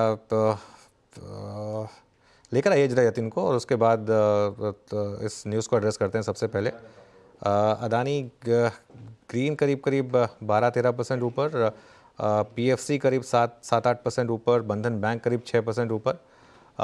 एक बार इन पर बात कर लेते हैं। बंधन बैंक करीब 6% ऊपर। चलिए, लेकिन पहले सन फार्मा को एड्रेस कर लेते हैं और यतिन के पास चलते हैं। Yatin, good afternoon. ये मिड डे में क्या अपडेट आ गया? बिल्कुल, और देखिए सन फार्मा का जो मार्केटिंग पार्टनर है उन्होंने अपना गाइडेंस बढ़ाया है। JP मॉर्गन की एक कॉन्फ्रेंस में और प्रेस रिलीज के ज़रिए जो सन फार्मा का मार्केटिंग पार्टनर है एमिराल, इन्होंने गाइडेंस जो है इल्यूमिना करके एक इनका ब्लॉकबस्टर स्पेशलिटी ड्रग है, इसका गाइडेंस बढ़ाया है।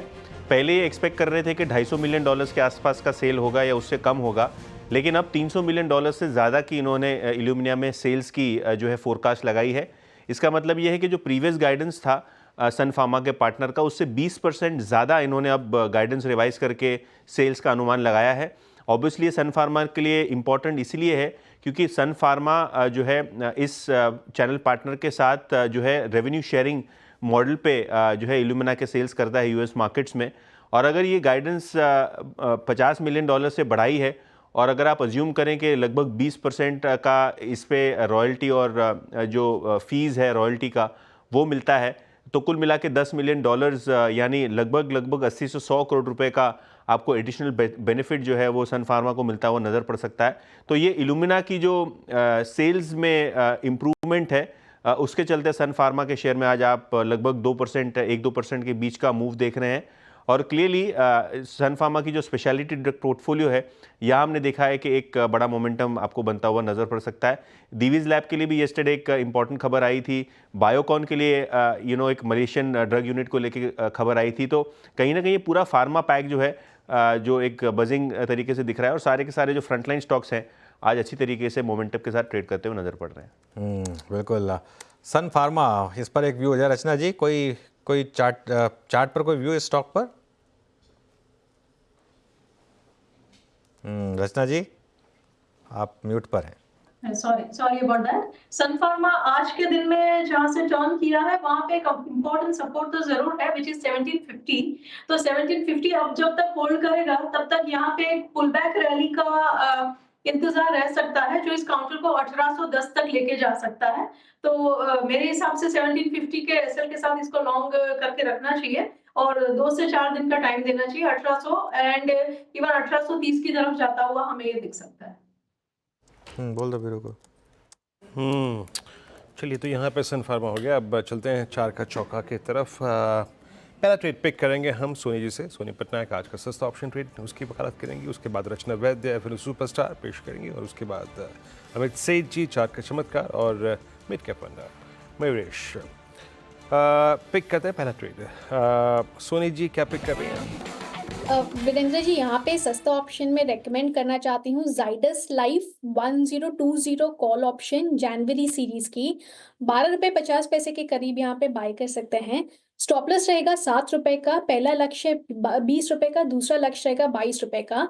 जाइडस लाइफ यहाँ पे एक स्ट्रॉन्ग शॉर्ट कवरिंग मूव के साथ आज अपने सारे मेजर मूविंग एवरेजेस को क्रॉस कर रहा है डेली चार्ट्स पे, बट सबसे इंपॉर्टेंट अपने 200 एक्सपोनेंशियल मूविंग एवरेजेस को क्रॉस कर रहा है। हाई स्ट्राइक के कॉल में अनवाइंडिंग नजर आ रही है ओपन इंटरेस्ट की, पुट राइटर्स एग्रेसिव हो रहे हैं, बेस स्ट्रॉन्ग है, बुलिश एंगल्फिंग कैंडल पैटर्न बना रहा है। मुझे लगता है स्टॉक एक बुलिश आउटलुक कल परसों की तरफ टुवर्ड्स 1050 टेस्ट कर सकता है, इसलिए यहाँ पे 1020 कॉल ऑप्शन में पार्टिसिपेट कर सकते हैं। ओके, जाइडस लाइफ की कॉल लीजिए। रचना जी, आपने क्या पिक किया? जी, मेरी तरफ से जो रहेगा that will be Godrej properties. Godrej properties में एक्सट्रीमली ओवरस्ट्रेचिंग नजर आ रहा है। करीब करीब ₹400 का फर्क है 20 पीरियड एवरेज में और प्राइस में on a daily chart, which is really too much. और प्राइस जो है वो इम्पोर्टेंट सपोर्ट से भी आज टर्न किया है, तो मेरे हिसाब से यहाँ पे there should be more to this. और जब तक ये 2270 के ऊपर रहेगा ऑन फ्यूचर्स, तो अपसाइड पे ये 2350 एंड 2380 की तरफ जाने के लिए पॉसिबिलिटी है।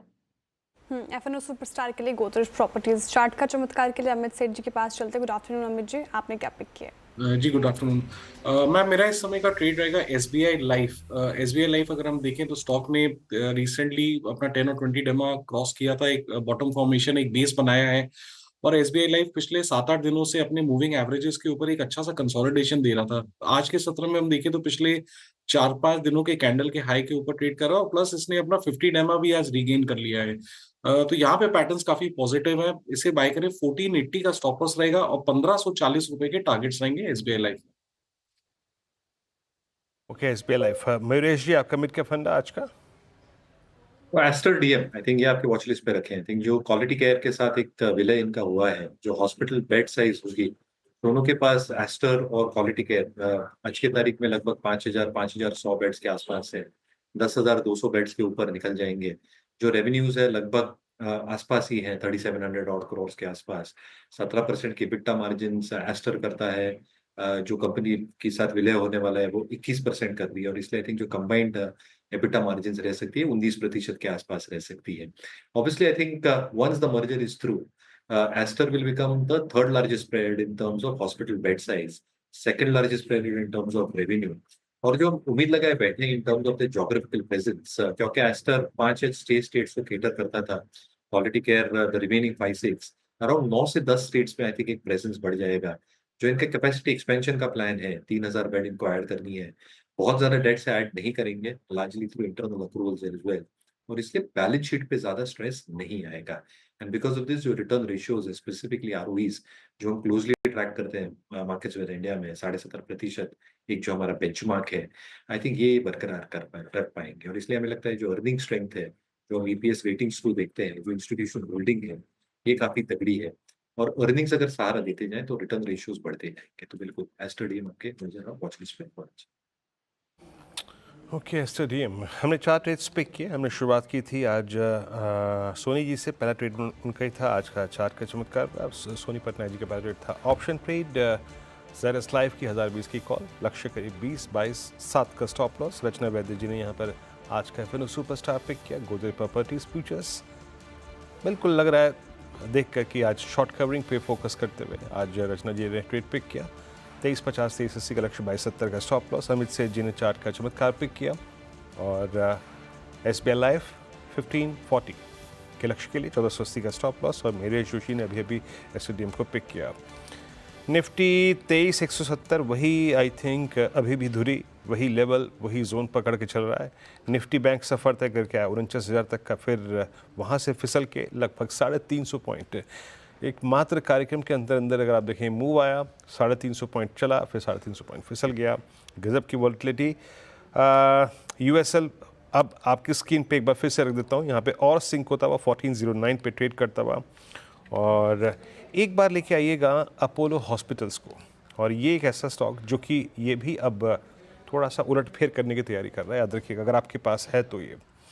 इनफैक्ट इस पर मैं बात कर लेता हूँ एक बार अमित से। अमित, अपोलो अमूमन देखिए 2 प्रोस्पेक्टिव से बातचीत मैं कर रहा हूँ। ये अगर मैं आपको डेट बताऊँ, I mean November last year 16 को, उसके बाद जून, और उसके बाद अभी भी मेरे ख्याल से नवंबर लास्ट वीक में, हमेशा अपोलो 200 EMA पे एक बाइंग अपॉर्चुनिटी देता है, और आज का प्राइस भी वही है। आप किस तरफ होंगे? आपका झुकाव किस तरफ होगा, पोजीशन ऐड करने में या फिर अवॉइड करने में? वीरेंद्र जी, इस बार स्पेसिफिक आपने सही कहा कि हमेशा अपोलो हॉस्पिटल 200 EMA से हमेशा एक अच्छा रिवर्सल दिखाता है। बट इस बार मेरा झुकाव थोड़ा सा इसको अवॉइड करने का रहेगा, बिकॉज अब अगर साइज ऑफ द कैंडल्स देखें कल और आज की, तो काफी स्ट्रॉन्ग मोमेंटम कैंडल्स हैं। इतनी जब स्ट्रॉन्ग मोमेंटम कैंडल्स होती हैं, बॉडी जब कैंडल की इतनी लार्ज होती है, तो there is a good probability कि सपोर्ट टूट जाता है। कंफर्मेशन हमें तब मिलेगा जब क्लोजिंग बेसिस में हम 200 EMA के नीचे जाएंगे। प्रीवियस जितने भी अटेम्प्ट्स हमने देखे, जब भी स्टॉक 200 EMA है तो एक ऑर्डरली पुल बैक था, इतने स्ट्रॉन्ग मोमेंटम कैंडल्स नहीं थी, तो इसीलिए एक बार इसे अवॉइड करना चाहिए। There is a good possibility कि 200 EMA यहाँ पे ब्रेक हो सकता है। ठीक है, अपोलो हॉस्पिटल भी फिलहाल अवॉइड मुझे कह रहे हैं। लेकिन अब टॉपिक ड्रिफ्ट करते हैं और म्यूचुअल फंड की ओर बढ़ते हैं। देखिए, इस गिरते बाजार में भी म्यूचुअल फंड की खरीदारी जारी है, और एक रिपोर्ट के मुताबिक दिसंबर में म्यूचुअल फंड ने लार्ज कैप पर ज़्यादा फोकस दिया है। कहाँ डाला है म्यूचुअल फंड ने पैसा, ये बताने के लिए मिताली जुड़ी है। मिताली, बताइए क्या कह रहे हैं डेटा?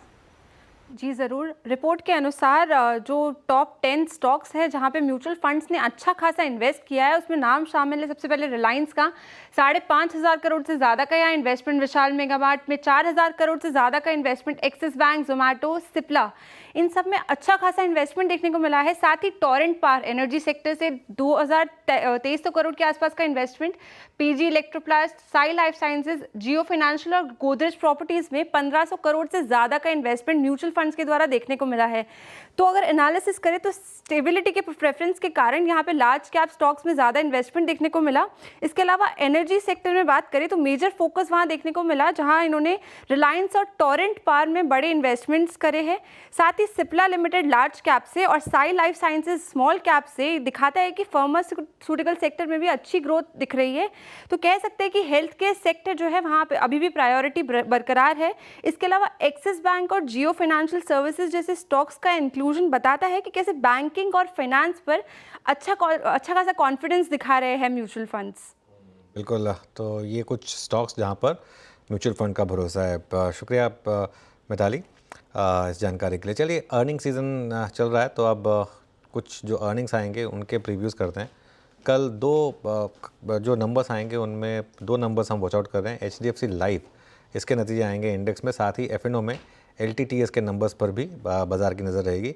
कंचन से जानते हैं दोनों नंबर्स कैसे रह सकते हैं। Kanchan, good afternoon. Good afternoon sir. शुरुआत करते हैं HDFC लाइफ के साथ। नंबर्स यहाँ पे ठीक ठाक देखने को मिल सकते हैं, लेकिन जो ऑपरेशनल नंबर्स है और स्पेसिफिकली अगर हम मार्जिन्स की बात करें तो यहाँ पे थोड़ा सा कॉन्ट्रैक्शन संभव है। अगर सबसे पहले बात कर ले APE की तो ये 3,555 करोड़ पे रजिस्टर किया जा सकता है, यानी कि हम साल दर साल ग्रोथ देखें तो वो है करीबन 11.5% की।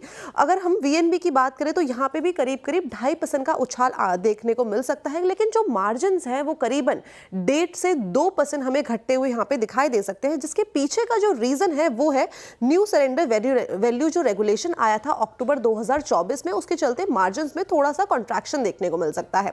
अब अगर नए बिजनेस के प्रीमियम सेगमेंट की बात करें तो वो बढ़ सकता है करीबन 12.5% साल दर साल, और जिसके पीछे का ये जो प्रीमियम बढ़ रहा है न्यू बिजनेस में, उसके पीछे का जो रीजन है वो है एन्युटी और पावर सेगमेंट। इसके साथ ही साथ रिन्यूएबल प्रीमियम जो बढ़ने की उम्मीदें जताई जा रही है वो जताई जा रही है 18 से 19% साल दर साल। अब फोकस आपको कहां करना होगा? फोकस आपको करना होगा कि मैनेजमेंट की तरफ से ग्रोथ आउटलुक को लेके किस तरीके की कमेंट्री आती है और मार्जिन्स को लेके मैनेजमेंट का क्या कहना है। ये बात थी HDFC लाइफ की। अब आगे बढ़ते हैं और LTTS के नंबर्स की तरफ नजर डालते हैं। यहाँ पे भी नंबर हमें ठीक ठाक देखने को मिल सकते हैं। क्वार्टर ऑन क्वार्टर नंबर की बात करें तो डॉलर रेवेन्यू में करीबन 2.5% का हमें एक इजाफा देखने को मिल सकता है। रुपी रेवेन्यू में भी करीब 3 से 4% के अपसाइड की उम्मीदें जताई जा रही है। ऑपरेशनल नंबर्स देखे जाए तो एबिट जो हमें देखने को मिल सकता है वो है 411 करोड़ का, और मार्जिन में भी करीब हमें 1 से 1.5% का इजाफा देखने को मिल सकता है, यानी कि इस बार के जो मार्जिन्स है वो 15 से 15.5% देखने को मिल सकते हैं क्वार्टर ऑन क्वार्टर बेसिस में। अब ये जो मार्जिन में इंप्रूवमेंट आया है उसके पीछे का जो बेस है वो है कि जो रेवेन्यू ग्रोथ कंपनी की हमें देखने को मिल रही है उससे मार्जिन्स को अच्छा सपोर्ट मिलेगा, और जो कॉस्ट ऑप्टिमाइजेशन है उससे भी एक अच्छा खासा बाउंस आता हुआ दिखाई दे सकता है। अब अगर नेट प्रॉफिट की बात करें कंपनी के तो वहाँ पे भी 3.5 से 4% ग्रोथ की उम्मीदें जताई जा रही है। अगर CC रेवेन्यू देखें तो वहाँ पे भी 3 से 3.5% का इजाफा देखने को मिल सकता है। अब जो ये नंबर्स हमें थोड़े से वीकर साइड में देखने को मिल रहे हैं उसके पीछे का रीजन क्या है? बेसिकली एक हमें सीजनल वीकनेस देखने को मिली है मोबिलिटी सेक्टर में, साथ ही और भी काफी सारे फैक्टर्स हैं जो यहाँ पे प्ले आउट होते हुए दिखाई देंगे। लेकिन एक चीज आपको ध्यान में रखनी होगी कि जो हाईटेक है और सस्टेनेबिलिटी ग्रोथ है उसने कहीं ना कहीं इन नंबर्स को बैलेंस किया है। In fact Maharashtra cyber security deal का भी जो रैंप अप रेवेन्यू है वो भी इसमें एक मदद करता हुआ दिखाई दे सकता है। फोकस आपको कहाँ रखना है? क्लाइंट डिसीजन टाइमलाइन और जो नए प्रोग्राम है उसके ऊपर कंपनी किस तरीके से खर्च कर रही है। इंटेलिस्विफ्ट एक्विजिशन से जो सिनर्जीज है और जो मार्जिन प्रोफाइल्स है उसको मॉनिटर करना खासा यहाँ पे आपको ध्यान रखना होगा। बड़े डील्स कितने कंपनी के फेवर में आते हैं और पिछले 17 साल में जो हमें फ्लैट साइड पे देखने को मिले हैं, तो ये कुछ फैक्टर्स हैं जो यहाँ पे प्ले आउट होते हुए दिखाई देंगे। लेकिन मैं एक चीज यहाँ पे और मेंशन कर दूं, जो LTTS का पोल है वो अकॉर्डिंग टू CNBC TV18 है। बिल्कुल। चलिए अब आगे बढ़ते हैं और अब बात करते हैं हमारे मार्केट के बिग ट्रेंड्स के लिए। हमारे साथ एलेक्सर इक्विटीज़ के डायरेक्टर दीपन मेहता जुड़े हैं। दीपन, गुड आफ्टरनून। IT से ही शुरुआत करते हैं। आज जिस तरीके से HCL टेक ने थोड़ा सा मूड माहौल बिगाड़ा, हालांकि TCS की बॉडी लैंग्वेज काफ़ी अच्छी थी, तो क्या क्या माने बेसिकली, अभी भी कुछ सॉर्ट ऑफ मिक्स बैग ही है आईटी? अनुज, गुड आफ्टरनून और आपके शो पर इनवाइट करने के लिए बहुत बहुत धन्यवाद। आई थिंक सॉफ्टवेयर सर्विसेज में हम अनइवन ग्रोथ देखेंगे और मेरे ख्याल से जो कंपनियां फोकस्ड इन स्पेसिफिक वर्टिकल्स या कुछ उनकी स्पेशलाइजेशन है या डोमेन नॉलेज है और which are very aggressive in marketing, उनपे शायद वी में सी आउट परफॉर्मेंस। और लार्ज कैप आईटी तो बिल्कुल आउट परफॉर्मेंस मिलेगा ही नहीं आपको। These companies are now growing at 1 to 5 4% और सो। तो इतनी कम ग्रोथ रेट में it doesn't make sense for a investor to invest. He will never get superior returns in a business growing at low single digit. तो large cap IT को मैं completely ignore करना चाहूँगा और मिड कैप आईटी कंपनीज पे focus कर सकते हैं। There could be a good turn around candidate, जैसे कि मेरे ख्याल से एम्फोसिस BFL रादर एम्फोसिस है, उस पर हम ध्यान करके देख रहे हैं। और बिरला टेक्नो है, वहाँ पर भी हमारा फोकस है। तो there could be some mid-cap software companies which are still at reasonable valuations, which may surprise on the upside.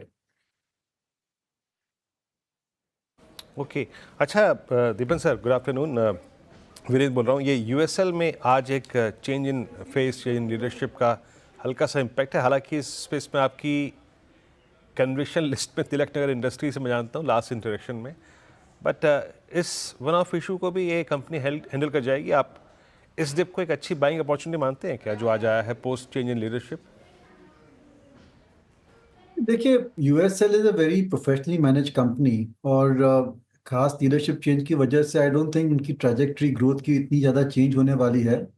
But as I said, ये जो एल्कोबेव सेक्टर है that has to be played through mid cap regional players, क्योंकि ये जो पूरा sector है उसमें winner वही है who is able to manage the regulatory environment, क्योंकि इतनी सारे स्टेट गवर्नमेंट रेगुलेशंस है in terms of distribution, in terms of pricing, in terms of increase in prices. So that I don't think that MNC company like USL or United Breweries are able to handle well. तो अगर आप देखेंगे पिछले 4-5 साल में तो कितने सारे विनर्स आ गए अल्कोबेव सेक्टर में, right from Radico Khaitan to Tilak Nagar industries, Som distilleries और ये अपना एक और कंपनी थी I think Piccadilly I remember. All of these have done exceptionally well because they've been able to manage the regulatory environment better और नए नए brands introduce करते गए। I don't see that happening in USL. तो अभी भी अगर ये सेक्टर को मैं इन्वेस्ट करना चाहूँगा, प्ले करना चाहूँगा, it would be through mid cap and regional players. और इस करेक्शन में अगर कोई अच्छी कंपनियां मिल जाती है then definitely I think it's worth looking at it, क्योंकि long term prospects इंडस्ट्री के बहुत ही बढ़िया है। You can add allied blenders also, जो नई लिस्टिंग है। I was very impressed with their September quarter numbers. Hopefully December quarter also should be very good. जी दीपन जी, श्रेया बात करें, good afternoon. Life insurance space को आप कैसे देख रहे हैं? आज भी देखिए आप SBI life insurance day high के आसपास ट्रेड कर रहा है। इनफैक्ट अभी हम प्रीव्यू भी करे थे रिजल्ट से पहले HDFC लाइफ के रिजल्ट। अब क्या लग रहा है कि रिजल्ट से पहले लाइफ इंश्योरेंस स्पेस में कहीं बेट लग सकती है? लाइफ इंश्योरेंस मेरे ख्याल से एक सेफ सेक्टर है और ऐसे मार्केट में जहाँ पर अर्निंग स्लो डाउन हो रहा है, GDP में स्लो डाउन हो रहा है, वैल्यूएशन के कंसर्न्स है, इतनी ज़्यादा FI की सेलिंग है, मेरे ख्याल से अगर इन्वेस्टर इंश्योरेंस कंपनीज में थोड़ा अपना एक्सपोजर बढ़ाता है, दैट में provide stability and protect some capital in times like this. तो डेफिनेटली मैं इस सेक्टर पर थोड़ा पॉजिटिव हूँ। और best in class of course HDFC and SBI life, one could look at them. लेकिन underdog could be LIC also. अगर आप देखेंगे जो आंकड़े आए हैं, LIC on a consistent basis is able to beat और meet the industry growth rates at such a huge size as well. उनकी जो ग्रुप पॉलिसीज है वहाँ पर अच्छी ग्रोथ हमें देखी है। तो मेरे ख्याल से from valuation risk return profile I would prefer LIC। But लेकिन आपके पास और कोई भी इंश्योरेंस कंपनी हो, लाइफ इंश्योरेंस कंपनी हो, I think they will do very well over the next few years और सो। और एक ये सेफ सेक्टर है, इतनी ज़्यादा वॉलेटिलिटी नहीं है इनके अर्निंग्स में या स्टॉक प्राइस में, और ये सबसे अच्छी बात है। दीपन, आज सबसे बड़ी रैली हुई है PSU बैंकों में। अगर आप PSU बैंक निफ्टी देखें, क्योंकि काफ़ी ओवरसोल्ड भी था ये इंडेक्स, थोड़ी न्यूज़ फ्लो भी आया कि कुछ बैंकों में शायद सरकार QIP लेकर आए, स्पेशली वहाँ जहाँ पर 90% से ज़्यादा उनकी होल्डिंग है। PSU बैंक निफ्टी आज 4% ऊपर है। यहाँ पर कोई पिक्स होंगी क्या आपकी? अनुज, Tier 2 PSU banks state bank तो अच्छा ही है, अगर आप सेव करना चाहें तो स्टेट बैंक दे सकते हैं, लेकिन tier 2 bank of Baroda, bank of India, central bank of India, फिर bank of Maharashtra, Punjab and Sind bank अभी भी काफ़ी सस्ते हैं and gradually they are improving the quality of the balance sheet. उनकी ग्रोथ रेट्स भी अभी करीब इंडस्ट्री लेवल पर आ चुकी है, और क्योंकि उनकी बैलेंस शीट क्लीन अप हो गई है और कैपिटल एडेक्वेसी सुधर गई है, they are now focusing again on lending. इनके कासा रेशियोज वगैरह अभी भी हमेशा ठीक रहे हैं, that has been an asset for the company. उनकी जो डिस्ट्रीब्यूशन नेटवर्क है, ब्रांच नेटवर्क है, that also has been very positive. और पिछले कुछ सालों में उन्होंने काफ़ी अच्छा इन्वेस्टमेंट किया है on the technology side, and they have close the gap with a lot of private sector banks, new age well well ओल्ड। और मेरे ख्याल से वैल्यूएशन अभी भी काफ़ी अच्छे है। तो अगर आप बैंक्स में एक्सपोजर बढ़ाना चाहते हैं तो मेरे ख्याल से rather than buying the private sector, large private sector banks, अगर आपके पास थोड़ा रिस्क टेकिंग की जो प्रोफाइल है, then definitely I would go for the PSU banks. और अनुज, एक और बात मैं कहना चाहूँगा that you could be seeing some pre result buying in PSU banks, क्योंकि पिछले 2-3 क्वार्टर से PSU बैंक के आंकड़े अच्छे आए हैं और शायद इस क्वार्टर में भी आंकड़े अच्छे आ सकते हैं। और लास्टली, अगर कुछ इंटरेस्ट रेट कट हो जाती है या लिक्विडिटी इंप्रूव हो जाती है, देन एंटायर बैंकिंग सेक्टर में करंट आ सकता है, and that could be a trigger for up move. अच्छा दीपन जी, क्योंकि आप वैल्यूएशंस पर कंफर्ट होते हैं तभी जाके कोई बैंक कॉल देते हैं, ये रियल स्टेट तो छोड़िए, रियल स्टेट एंसिलरी में जो प्राइस डैमेज है, आई मीन अब किसी कारण, चाहे वो बजाज पेंट्स में हो, चाहे वो एशियन पेंट्स में हो, चाहे वो कंसाइन एयरलेक में हो, and more specially in this astral और आपके इंडस्ट्रीज़ को ले लीजिए, आप पॉलीकैब को ले लीजिए, इनमें से कुछ कंसिडर करना चाहिए क्या? आपकी प्रिफर्ड जो वैल्यूएशंस पैरामीटर्स हैं उसमें क्या स्लिप हुआ है इनमें से कुछ? नहीं, ऐसे कुछ खास लग नहीं रहा है on the building material side, लेकिन एक एक्सपोर्ट ओरिएंटेड कंपनी डिस्कस कर सकते हैं। Usual disclosure, we and our clients are invested वगैरह वगैरह। पोकरना करके एक छोटी सी कंपनी है, they are into quads exports, और इंडिया में भी उनका थोड़ी सेल्स हो रही है। That is a very interesting company, और डिस्पाइट इतनी ज़्यादा थोड़ी स्लो डाउन देखिए US मार्केट में, फिर भी पिछले 2-3 क्वार्टर पोकरना के बहुत ही बढ़िया आए हैं।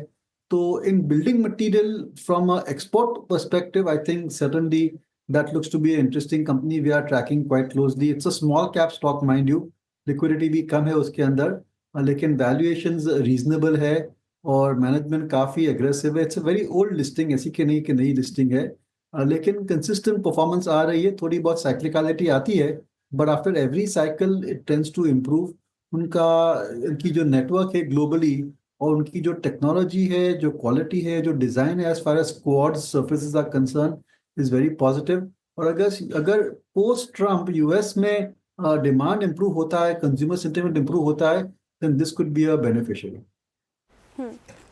सर, आपने अभी थोड़ी देर पहले PSU बैंक्स पे बात की थी, लेकिन मेरा सवाल PSU स्टॉक्स को लेकर है। जिस तरीके से करेक्शन हमें देखने को मिली पिछले बजट से स्पेशली, और अभी जिस लेवल पे, इनफैक्ट अब देखें तो मज़गांव डॉक में आज अच्छी खासी तेज़ी देखने को मिल रही है, 9% से ज़्यादा उछल कर ये कामकाज कर रहा है। लेकिन जिस तरीके से करेक्शन दिखाई है, 30 से 40% तक करेक्ट हो चुके हैं अपने पीक से, क्या लग रहा है अभी वैल्यूएशन वाइज सही लग रही है? आपको बेट लगाना चाहिए? देखिए, हमारे वॉच लिस्ट पर है, लेकिन I would like to see how December quarter plays out for the defence companies. और मेरे ख्याल से ये जो दिसंबर क्वार्टर की अर्निंग्स है वो बहुत ही इंपॉर्टेंट है। I know investors correction, market में करेक्शन आ रहा है, investors are wondering what to do, और शायद जो लोग साइडलाइंस पे है, they may be looking at investing also. लेकिन I would just say go a bit slow. दिसंबर के क्वार्टर के आंकड़े कैसे आते हैं, कौन सी मैनेजमेंट क्या कहती है, व्हाट आर द प्रोस्पेक्ट्स, उसके बाद शायद इन्वेस्ट करना चाहिए। And that holds true for entire PSU pack, be it defence, engineering as well. Generally हमारे पोर्टफोलियोज में we are seen that defence sector में अंडरवेट है, तो we may take this opportunity to increase weightage in good quality defence companies, जैसे कि Bharat Electronics है या Hindustan Aeronautics है, which have got very good earnings visibility. I would say the focus is over there rather than the shipbuilding companies. दीपन जी, बहुत बहुत शुक्रिया, आप इस कार्यक्रम में शामिल हुए और अभी आज आपने सभी शेयरों पर, स्टॉक्स पर अपनी राय रखी, आपने बहुत बहुत शुक्रिया। 23,166 और 48,696, अनुज, ये वही लेवल है जिस पर हम और आप बात कर रहे थे सुबह 9:15 पे, और अभी भी वही कन्विक्शन लौटा क्या थोड़ा बहुत? देखिए वीरू, कन्विक्शन बिल्कुल नहीं है और मैं यही कहूँगा कि आप अभी भी मार्केट में न्यूट्रल पोजीशन के साथ जाएं और अगर लेनी भी पोजीशन कोई तो लाइट ले, छोटी पोजीशन ले, क्योंकि इस मार्केट में अभी भी टाइम लगेगा इस मार्केट को वापस आने में और बाज़ार कल भी मौका देगा आपको। इस तेज़ी पर मैं अभी भी कहूँगा कि भरोसा नहीं है, क्योंकि 2-3 दिन रैली हो तभी थोड़ा भरोसा आएगा। प्लस आज भी निफ्टी देखिए डे हाई पर नहीं बंद हुआ है, डे हाई 23,265 का था, उससे करीब 100 पॉइंट नीचे बंद हुए हम। तो भरोसा बढ़ाने के लिए मुझे लग रहा है कि 2-3 दिन शायद डे हाई पर बंद हो, तब थोड़ा सा कॉन्फिडेंस शायद मार्केट में वापस लौटेगा। ये मेरा व्यू रहेगा। फटाफट BTST कॉल लेते हैं वीरू, उसके बाद एक हमारी इंपॉर्टेंट सेगमेंट बजट से रिलेटेड है, उस पर फोकस करेंगे। गावा सर बताइए कल के लिए क्या कैरी करना है? रिलक्टेंटली लॉन्ग डीवी स्लैब, ये सेफर बेट लगता है। डीवी स्लैब ट्रेड कर रहा है 6000 के आसपास, मेक और ब्रेक जोन है यहाँ पर। स्टॉप लगेगा करीब 5940, मतलब 40-50 रुपए का स्टॉप है, ज्यादा नहीं। अपसाइड टारगेट करीब 6100 के। Yes, Divi's lab. Okay, Divi's lab. Rachna ji आपके कैरी करेंगे? जी, मेरी तरफ से पॉलीकैब के फ्यूचर्स लॉन्ग साइड पे रहेंगे। 6400 का स्टॉप लॉस लगा के इसको लॉन्ग करेंगे एंड अपसाइड पे इसका टारगेट होगा 6600 एंड 6650। ठीक है सोनी जी, BTST का STBT। श्रेया जी यहाँ पे रहेगा BTST MCX पे करंट प्राइस पे बाय कर सकते हैं, करीबन 5700 यहाँ पे चल रहा है। स्टॉप लॉस यहाँ पे रहेगा 5640, टारगेट है 5800 5850। ओके, अब अमित सेठ जी बाकी। अमित जी बताइए क्या ट्रेड रहेगी आपकी तरफ से? जी अनुज जी, मैं मारुति लेके जाऊंगा। मारुति एक कॉन्फ्रेंस और मूविंग एवरेज के सपोर्ट से एक पुल बैक दे रहा है। 3-4 दिनों का पुल बैक का वो लगता है कंप्लीट हो गया है। 11,740 का प्राइस है, 11,600 का स्टॉप लॉस रहेगा और टारगेट्स रहेंगे 12,000 रुपए के। ओके, चलिए अब उस बजट से रिलेटेड कवरेज पर आते हैं। आपने पिछले कई दिनों से CNBC आवाज़ पर ऐसी कई खबरें देखी होंगी जो वित्त मंत्री Nirmala Sitharaman pre budget meetings कर रही हैं। इस सिलसिले में उन्होंने कभी इंडस्ट्री के प्रतिनिधियों से मुलाकात की तो कभी लेबर संगठन से अपनी बजट डिमांड लेकर उनके पास पहुंचे हैं। लेकिन आम टैक्स पेयर्स यानी कि आप और हम सीधे वित्त मंत्री से नहीं मिल सकते हैं, इसलिए हर साल CNBC आवाज़ बनता है आपकी आवाज़। इस साल भी हम आपकी आवाज़ को बुलंद करने जा रहे हैं एक खास कैंपेन के जरिए, जिसका नाम है मेरा बजट मेरी आवाज़। जी हाँ, आप अपनी बजट विश बता सकते हैं। आपकी ये बजट विश CNBC आवाज़ के साथ साथ हमारे सभी सोशल मीडिया प्लेटफॉर्म्स पर भी दिखाई जाएगी। लेकिन इससे पहले कि हम आपको बताएं ये बजट विश आप हम तक कैसे पहुंचा सकते हैं, मैं इस कैंपेन की शुरुआत इस स्टूडियो के साथ ही करूंगा, जहां पर मेरे साथ वीरू और श्रेया मौजूद हैं। तो वीरू, चलिए आपसे शुरुआत करते हैं। बताइए आपकी, चलिए पहले श्रेया से शुरुआत करते हैं। चलिए पहले श्रेया से शुरुआत करते हैं, वीरू ने कहा तो श्रेया बताइए आपकी बजट विश। मेरी बजट विश ट्रेडर्स और इन्वेस्टर्स के लिहाज से ही है। मैं चाहती हूँ कि STT सिक्योरिटी ट्रांजैक्शन टैक्स को लेकर थोड़ी राहत मिलनी चाहिए। जिस तरीके से पेन पॉइंट उन्होंने झेला है, तो यहाँ पे थोड़ी रियायत की उम्मीद कर सकते हैं। ओके, तो ट्रेडर्स और इन्वेस्टर्स, देखिए हमारा चैनल काफ़ी देखते हैं ट्रेडर्स और इन्वेस्टर्स, तो उन्हीं के शायद मन की बात श्रेया ने कही। वीरू, आप क्या एक्सपेक्ट करेंगे? मैं अनुज दो चीज़ चाहता था। मैं फ्रेंकली स्पीकिंग, एक तो शायद मेरे ख्याल से आप भी चाहते होंगे लोअर टैक्स ब्रैकेट्स में जो थे ना वो रिलीफ मिले। ठीक है, लोअर टैक्स ब्रैकेट में स्पेशली 20 लाख से नीचे का राहत मिले, वहाँ टैक्स की दरें कम हो। और दूसरी चीज़, पिछले 1-2-3 वर्षों में जिस तरीके से रियल स्टेट में तेज़ी है, तर्क संगत नहीं है। अब सेक्शन 24 में मिलने वाली इंटरेस्ट ऑन हाउसिंग लोन की जो 2 लाख की लिमिट है ना, मेरे ख्याल से उसमें अनुज तब्दीली होनी चाहिए। आज की तारीख में दिल्ली NCR में भी, मैं मुंबई की बात कर रहा हूँ, दिल्ली NCR में भी 2 BHK 3 BHK 80-90 लाख रुपए की रेंज से शुरू हो रहे हैं, जो कि आज से 2020 में 40-50 के लाख में थे। यानी अगर मैं 50 लाख का भी लोन लूँ और मेरी करीब 45-50 हज़ार की किश्त है, तो आप सोचिए वो मेरे ख्याल से 2 लाख रुपए की डिडक्शन काफ़ी नहीं है। प्रोत्साहन देने के लिए मेरे ख्याल से कम वो 4 लाख होने चाहिए। अनुज, आपकी विश लिस्ट क्या है? देखिए वीरू, मेरा ये मानना है कि टैक्स तो कम होने से रहा, वो तो मतलब आप मान के चलिए कि नहीं होगा, तो एटलीस्ट जो टैक्स हम भर रहे हैं उसके बदले हमें कुछ मिले। क्योंकि देखिए सैलरीड क्लास एक ऐसी क्लास होती है जो इस गवर्नमेंट के साथ खड़ा है थ्रू थिक एंड थिन, और उनके पास तो मौका भी नहीं होता। कुछ भी होता है पहले TDS कट जाता है, कोई भी उसके बाद उसके अलावा डिविडेंड इनकम आए वो TCS कट के आता है, फिक्स डिपॉजिट में आपको टैक्स देना होता है, सब कुछ में आपको टैक्स देना होता है। आजकल तो रेंटल इनकम मिले उसमें पहले TDS कट के आता है।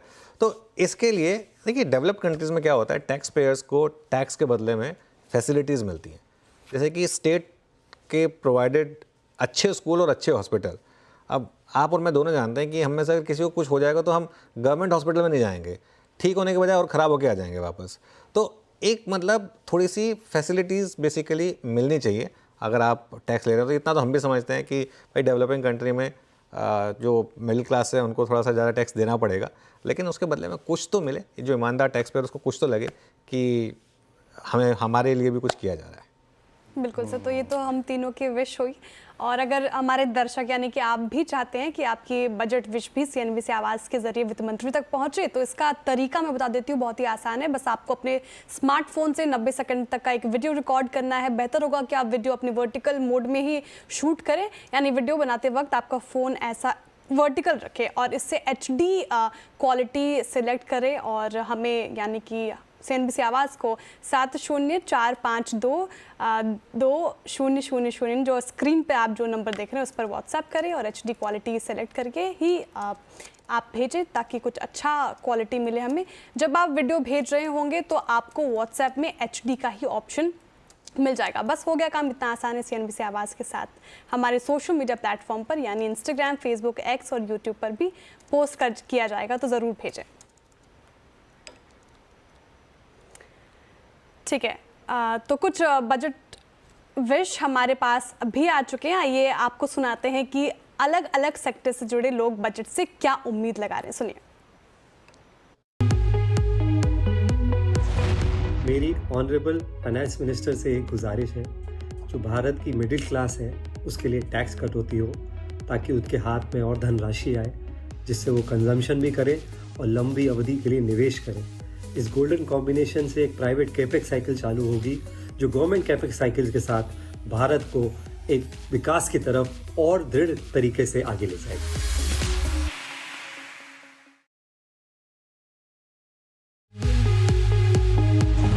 इस साल के बजट से बहुत सारी उम्मीदें हैं, सबको भी उम्मीदें हैं। जाहिर सी बात है कि मुझे भी उम्मीद है। मेरा मानना ये है कि अगर हमें भारत की सेहत के बारे में, भारत के लोगों की सेहत का ख्याल रखना है, पूरी दुनिया बात करती है कि India is the diabetic capital. अगर सेहत अच्छी करनी है तो घर में खाना बनाना शुरू करना पड़ेगा, और अगर घर में खाना बनाना है तो उसके लिए थोड़े से इंसेंटिव देने पड़ेंगे। और मेरा मानना ये है कि अभी जो घर में बनाने के लिए, जैसे हमारे यहाँ पे जो कुकिंग के अप्लायंसेस होते हैं, उस पे जो GST है, अगर वो कम कर दिया जाए तो घर पे लोग खाना थोड़ा और ज़्यादा बनाएंगे। देखिए, बहुत सारे लोग, खासतौर से यंगर जनरेशन है, बाहर से खाना मंगवाती है, ऑर्डर करती है और किचन में जाने से कतराती है। तो सेहत अच्छी करने के लिए किचन में और ज़्यादा लोगों को भेजना है, और उसके लिए जो एग्जिस्टिंग GST है, अगर उसमें थोड़ी रियायत होगी तो हमारे देश की सेहत बढ़िया हो सकती है। 2025 के बजट से हमारी काफी उम्मीदें हैं, क्योंकि ये पहला पूरा बजट होगा ये गवर्नमेंट का थर्ड टर्म का, और इसमें काफी सारी उम्मीदों में से 5 उम्मीदें मैं हाईलाइट करना चाहूंगा। पहले तो कम से कम बदलाव किए जाएं, क्योंकि 23 जुलाई 2024 के जो बदलाव हुए थे उसमें इतने भारी भरकम बदलाव हुए थे कि हर एसेट की टैक्सेशन बदल गई। और निर्मला मैम ने यह भी कहा था कि मैं वापस 9 महीने बाद जब बजट लाऊंगी, या 6-8 महीने बाद बजट लाऊंगी, तो पूरा डायरेक्ट टैक्स कोड भी लाऊंगी। तो ये कुछ समझ नहीं आई बात, क्योंकि अगर बदलना ही था तो वापस 6 महीने पहले बदलने का मौका मेरे हिसाब से नहीं था। तो बदलाव कम से कम करें ताकि लोग सीख पाएं और उन टैक्स प्रोविजंस का प्रयोग कर पाएं। That's one. सेकंड उम्मीद ये है कि सेक्शन 54 और 54F को अबॉलिश किया जाए। ये क्या होता है कि लोग री इन्वेस्ट करते हैं रियल एस्टेट में, तो उनमें टैक्स की रियायत मिलती है, इसीलिए घर महंगे हो गए हैं, और जो कंज्यूम करना चाहता है वो उसको घर मिलता नहीं। इन्वेस्टर लोग 10-10 घर खरीद लेते हैं क्योंकि उनको टैक्स की रियायत मिलती है। अगर सेक्शन 50 और 54 और 54F अबॉलिश किया जाए तो हाउसिंग का जो एक्सपेंसिव हाउसिंग का जो प्रॉब्लम है टियर 1 और टियर 2 कंट्रीज में, सिटीज में, इंडिया में, वो सब सॉल्व हो सकता है। ये मेरी सबसे बड़ी उम्मीद है। ऑफ कोर्स जो HNI क्लाइंट हैं हमारे, वो बड़े नाराज होंगे ये सुन के, बट आई थिंक जो सही चीज है वो होनी चाहिए। रिटेल को अगर घर हाउसिंग सॉल्व करनी है तो 54 और 54F सबसे बड़ा दुश्मन है हाउसिंग प्राइजेस का। तीसरा, इंडेक्सेशन जो डेट फंड्स के लिए अबॉलिश किया गया था, स्पेशली 31 मार्च 2023 के पहले जो खरीदे हुए यूनिट्स हैं उसके इंडेक्सेशन लाना मेरे हिसाब से अनिवार्य है और वो करेक्ट होना चाहिए। प्रिजम्पटिव टैक्सेशन की जो लिमिट है 75 लाख की, सेक्शन 44A की, उसको 1 करोड़ करना चाहिए। और सैलरीड एम्प्लॉइज जिनके पास कोई प्रिजम्पटिव टैक्स है, कोई भी अपॉर्चुनिटी नहीं होती, उनकी जो नई टैक्स की मेथड्स हैं उसमें 12 से 15 लाख कर देनी चाहिए 30% की स्लैब में घुसने के लिए। ये 5 हैं और बाकी 7 बजट के बाद। तो चलिए आप भी फटाफट से अपनी बजट विश लिस्ट हमें भेजिए इस नंबर पर जो आपकी स्क्रीन पर फ्लैश हो रहा है। अब आगे बढ़ते हैं और 7 मिनट बचे हैं मार्केट बंद होने में। यतिन के पास चलते हैं आज के डीलिंग रूम चेक के लिए। Yatin, good afternoon. Good afternoon. आज 2 स्टॉक जो डीलर्स के फोकस पे हैं। सबसे पहले इंडस टावर स्टॉक में लगभग 4% 5% तक की तेज़ी है, लेकिन डीलर्स को अभी भी लगता है कि यहाँ काफ़ी अच्छा मोमेंटम रह सकता है। काफ़ी सारे डोमेस्टिक फंड्स यहाँ बायर हैं और अक्रॉस द बोर्ड आपको टेलीकॉम इंडस्ट्री और टावर स्टॉक्स में अच्छी खासी खरीदारी दिख रही है। डीलर्स के हिसाब से 345-350 तक के जैन फ्यूचर्स के टारगेट्स यहाँ देखने को मिल सकते हैं। इसके अलावा फेडरल बैंक, ये भी एक स्टॉक है जो डीलर्स के रेडार पे है। आज बैंकिंग शेयर्स में काफ़ी अच्छा इंटरेस्ट है, जहाँ डीलर्स को लगता है कि फेडरल बैंक में 200-205 तक के भी टारगेट्स आ सकते हैं। काफ़ी अच्छा HNI एक्यूमुलेशन देखने को मिल रहा है और ओपन इंटरेस्ट जैन सीरीज़ का लगभग 2 से 3% बढ़ा हुआ है, यानी फ्रेश बाइंग यहाँ भी देखने को मिल रही है। ओके, शुक्रिया यतिन आपका इस पूरी चर्चा के लिए। आज डीलर्स क्या चीज़ करें उसका ब्यौरा पेश करने के लिए अब आपकी स्क्रीन पर रखता हूँ डीलिंग रूम के बाद। अब इस वक्त डेरिवेटिव्स का जो आज का ब्रेथ रहा वो कैसा रहा? थैंक गॉड, आई थिंक आज मंगलवार ने कुछ तो राहत दी, कुछ आई थिंक आपको स्टैट्स इंप्रूव नजर आएंगे। कल एक भी लॉन्ग मतलब शॉर्ट कवरिंग नहीं थी, कल शॉर्ट्स का इस तरह से दबदबा था। आज बहुत इंप्रूव्ड है ये स्लाइड। 129 लॉन्ग, 61 में शॉर्ट कवरिंग और शॉर्ट लगभग 37 और लॉन्ग अनवाइंडिंग 1 में। उसके बाद आइए स्लाइड्स को देखते हैं कहाँ पर। नो डाउट आपको नज़र आएगा कि आज अदानी ग्रुप के स्टॉक्स में substantial long, Adani Greens, Adani Enterprises, बाकी PFC REC का कॉम्बिनेशन आज पुल बैक मोड में रहा, जो कि सब्सटेंशियल शॉर्ट रखता था। इंडियन बैंक करीब 7% ऊपर। Adani Energy Solutions, Piramal enterprises, Adani total gas, बंधन बैंक, वोडाफोन आइडिया, इन सभी ने शॉर्ट कवरिंग विटनेस की। और अगली स्लाइड में आएगा शॉर्टिंग की स्लाइड, उसमें HCL technologies post numbers, USL, दोनों ही स्टॉक्स न्यूज़ फ्लो, एक अर्निंग्स, एक आई थिंक लीडरशिप चेंज, उसके बाद LTI माइंट्री, LTI technology services. Colgate में आज सब में अगर आप देखें तो शॉर्ट बिल्डअप नज़र आया। एक स्टॉक पे चलते चलते यहाँ पे आउटलुक ले लेते हैं, मतलब कल के लिए कितना स्ट्रॉन्ग लग रहा है ये, मतलब आज के इस प्राइस बिहेवियर को देखने के बाद। आज का top gainer Adani Greens, Adani Energy Solutions, Piramal Enterprises और साथ ही साथ अदानी टोटल गैस। मैं अगर चार्ट को देखूं तो शायद इतना लॉजिकल मेरे को प्रश्न लग नहीं रहा है मेरा कि मैं करूं यहाँ पे। बस बात करते हैं बायोकॉन पे। Biocon Amit ji, finally straight को कैरी करना चाहिए क्या? 388 7 स्ट्रॉन्ग क्लोज और इस दौर की हाईएस्ट विक्ट्री में क्लोज होता हुआ ये। जी वीरेन जी, अगर किसी की पोजीशन है तो कैरी करें। फ्रेश नहीं कहूंगा क्योंकि ऑलरेडी 6% अप है। किसी की अगर पोजीशन है तो एक स्टॉप लॉस 383 का लगा के रखें और इसे 400 के लिए होल्ड करें। बायोकॉन आपकी स्क्रीन पे 387 60 पे जाता हुआ, और जो अच्छा अपने साथ कन्विक्शन लेके जा रहा है कल के सेशन के लिए वो है PSU बैंकिंग बास्केट। चाहे वो बैंक ऑफ इंडिया हो, चाहे वो कैनरा बैंक हो, सब में अच्छी अगर आप देखें शॉर्ट कवरिंग विजिबल है। आज हुडको को थोड़ी राहत मिली। आज मन्नापुरम फाइनेंस में एक स्ट्रॉन्ग पुल बैक था, 181-85 के आसपास क्लोज होता हुआ। और एक स्टॉक और जो कि मेरे ख्याल से दिग्गजों में मेरे को बहुत देर से स्क्रीन पर नजर आ रहा है, that's I think Bajaj Finserv at 1721, classical flag breakout. बहुत संक्षेप में 10 सेकंड में सोनी जी क्या राय रहेगी इस पर?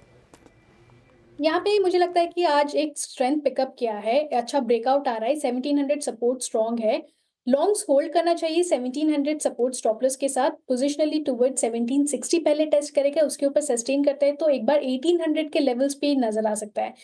यहाँ पे मुझे लगता है होल्ड कीजिए, ज्यादा रिस्क ना लीजिए, रिस्क रिवॉर्ड रेशियो फेवरेबल लग रहा है। 1700 सपोर्ट काफी अच्छा लग रहा है, उसी स्टॉपलॉस के साथ स्टॉक को होल्ड कर सकते हैं। ओके, मीनवाइल अब जरा एक बार निफ्टी की क्लोज दिखाइए इंट्राडे में। अच्छी है क्लोज, अब उतनी ख़राब नहीं है। हाई था इसका करीब 23,265 का और उसके मुकाबले 23,206 पर हैं हम, तो ठीक है। मतलब लो से काफ़ी ऊपर, काफ़ी दिनों के बाद लो से काफ़ी ऊपर हम क्लोज दिखाने में सक्सेसफुल हो पा रहे हैं निफ्टी पर। और काफ़ी स्टॉक्स हैं जो डे हाई पर बंद हो रहे हैं, जैसे कि बजाज फिनसर्व की बात हुई थी। ICICI बैंक और HDFC बैंक फाइनली काफ़ी दिनों के बाद डे हाई पर बंद हो रहे हैं। ये एक इम्पॉर्टेंट पॉजिटिव है। और एक बार बैंक निफ्टी का भी इंटरडे चार्ट देखिए, बैंक निफ्टी भी काफ़ी दिनों के बाद ऑलमोस्ट डे हाई पर बंद हो रहा है। एग्जैक्ट डे हाई पर तो नहीं, लेकिन ऑलमोस्ट डे हाई पर बंद हो रहा है। 49,000 का हाई था, 48,870 पर हैं हम, तो कोई बहुत ज़्यादा दूर नहीं है इससे। और ये एक तरीके से अच्छी क्लोज मानी जाएगी। चलिए अब वॉल पर चलते हैं और इस मार्केट क्लोज को समझने की कोशिश करते हैं। निफ्टी करीब करीब 130 पॉइंट ऊपर, बैंक निफ्टी करीब करीब 820 पॉइंट ऊपर, निफ्टी मिड कैप इंडेक्स करीब करीब 1400 पॉइंट ऊपर, यानी कि 3.25% ऊपर था। स्मॉल कैप इंडेक्स ये भी करीब करीब 2% ऊपर था। एडवांस डिक्लाइन आएगा आपकी स्क्रीन पर। एडवांस डिक्लाइन 1962 बढ़ने वाले शेयर और 500 गिरने वाले शेयर आपको दिखाई देंगे। तो ये कुल मिलाकर आज का अब तक का advance decline. Sectoral heat map देखते हैं एक बार ज़रा। निफ्टी आईटी ये था जो इस समय आपको थोड़ा सा रेड में दिखाई देगा, करीब करीब 2% नीचे। एफएमसीजी इंडेक्स करीब करीब 1% नीचे था। लेकिन आज का इंडेक्स ऑफ द डे था पीएसयू बैंक, 4.5% ऊपर था। यहाँ पर एक न्यूज़ भी आई थी, ब्लूमबर्ग और CNBC TV 18 के हवाले से कुछ न्यूज़ आई थी कि कुछ पीएसयू बैंकों में सरकार का QIP आएगा, तो उसका एक फैक्टर था। 4.5% ये इंडेक्स ऊपर था। मेटल्स 4% ऊपर, उसके अलावा बैंक निफ्टी 2.25% ऊपर था। फार्मा 1.5% ऊपर था। Real estate 1%, Nifty financials, oil and gas. तो बेसिकली आज अक्रॉस द बोर्ड अच्छी तेज़ी थी। सिर्फ 2 इंडेक्स नीचे थे, निफ्टी आईटी और निफ्टी एफएमसीजी, जो क्लासिकल डिफेंसिव माने जाते हैं, वहाँ पर ही आज थोड़ी सी दिक्कत थी। बाकी सब में शानदार तेज़ी थी। जितना ज़्यादा हाई बीटा उतना ज़्यादा बड़ी रैली, जैसे कि पीएसयू बैंक 4.5% और मेटल्स 4%। मेटल्स में खैर अदानी एंटरप्राइजेस का एक बहुत बड़ा फैक्टर होता है। निफ्टी का हीट मैप देखते हैं एक बार ज़रा, और यहाँ देखते हैं किस तरीके के मूव्स रहे। अदानी एंटरप्राइजेस हो, चाहे अदानी पोर्ट्स हो, Shriram finance, Hindalco, BEL, Tata steel, इन सब में तेज़ी थी। नीचे HCL tech, Lever, Apollo hospitals, Titan, Infosys, TCS, ये कुछ स्टॉक्स थे जहाँ पर आपको मंदी दिखाई दी। तो बेसिकली सिर्फ IT नीचे था, अदरवाइज़ अक्रॉस द बोर्ड अच्छी तेज़ी थी। और अब हम निफ्टी पर बंद हो रहे हैं करीब करीब 100 पॉइंट से ज़्यादा की रैली के साथ, 121 पॉइंट। वीरू जी अनुज, आप कह सकते हैं कि मंगल कुछ तो काम आया, कुछ तो भरोसा लौट के आया।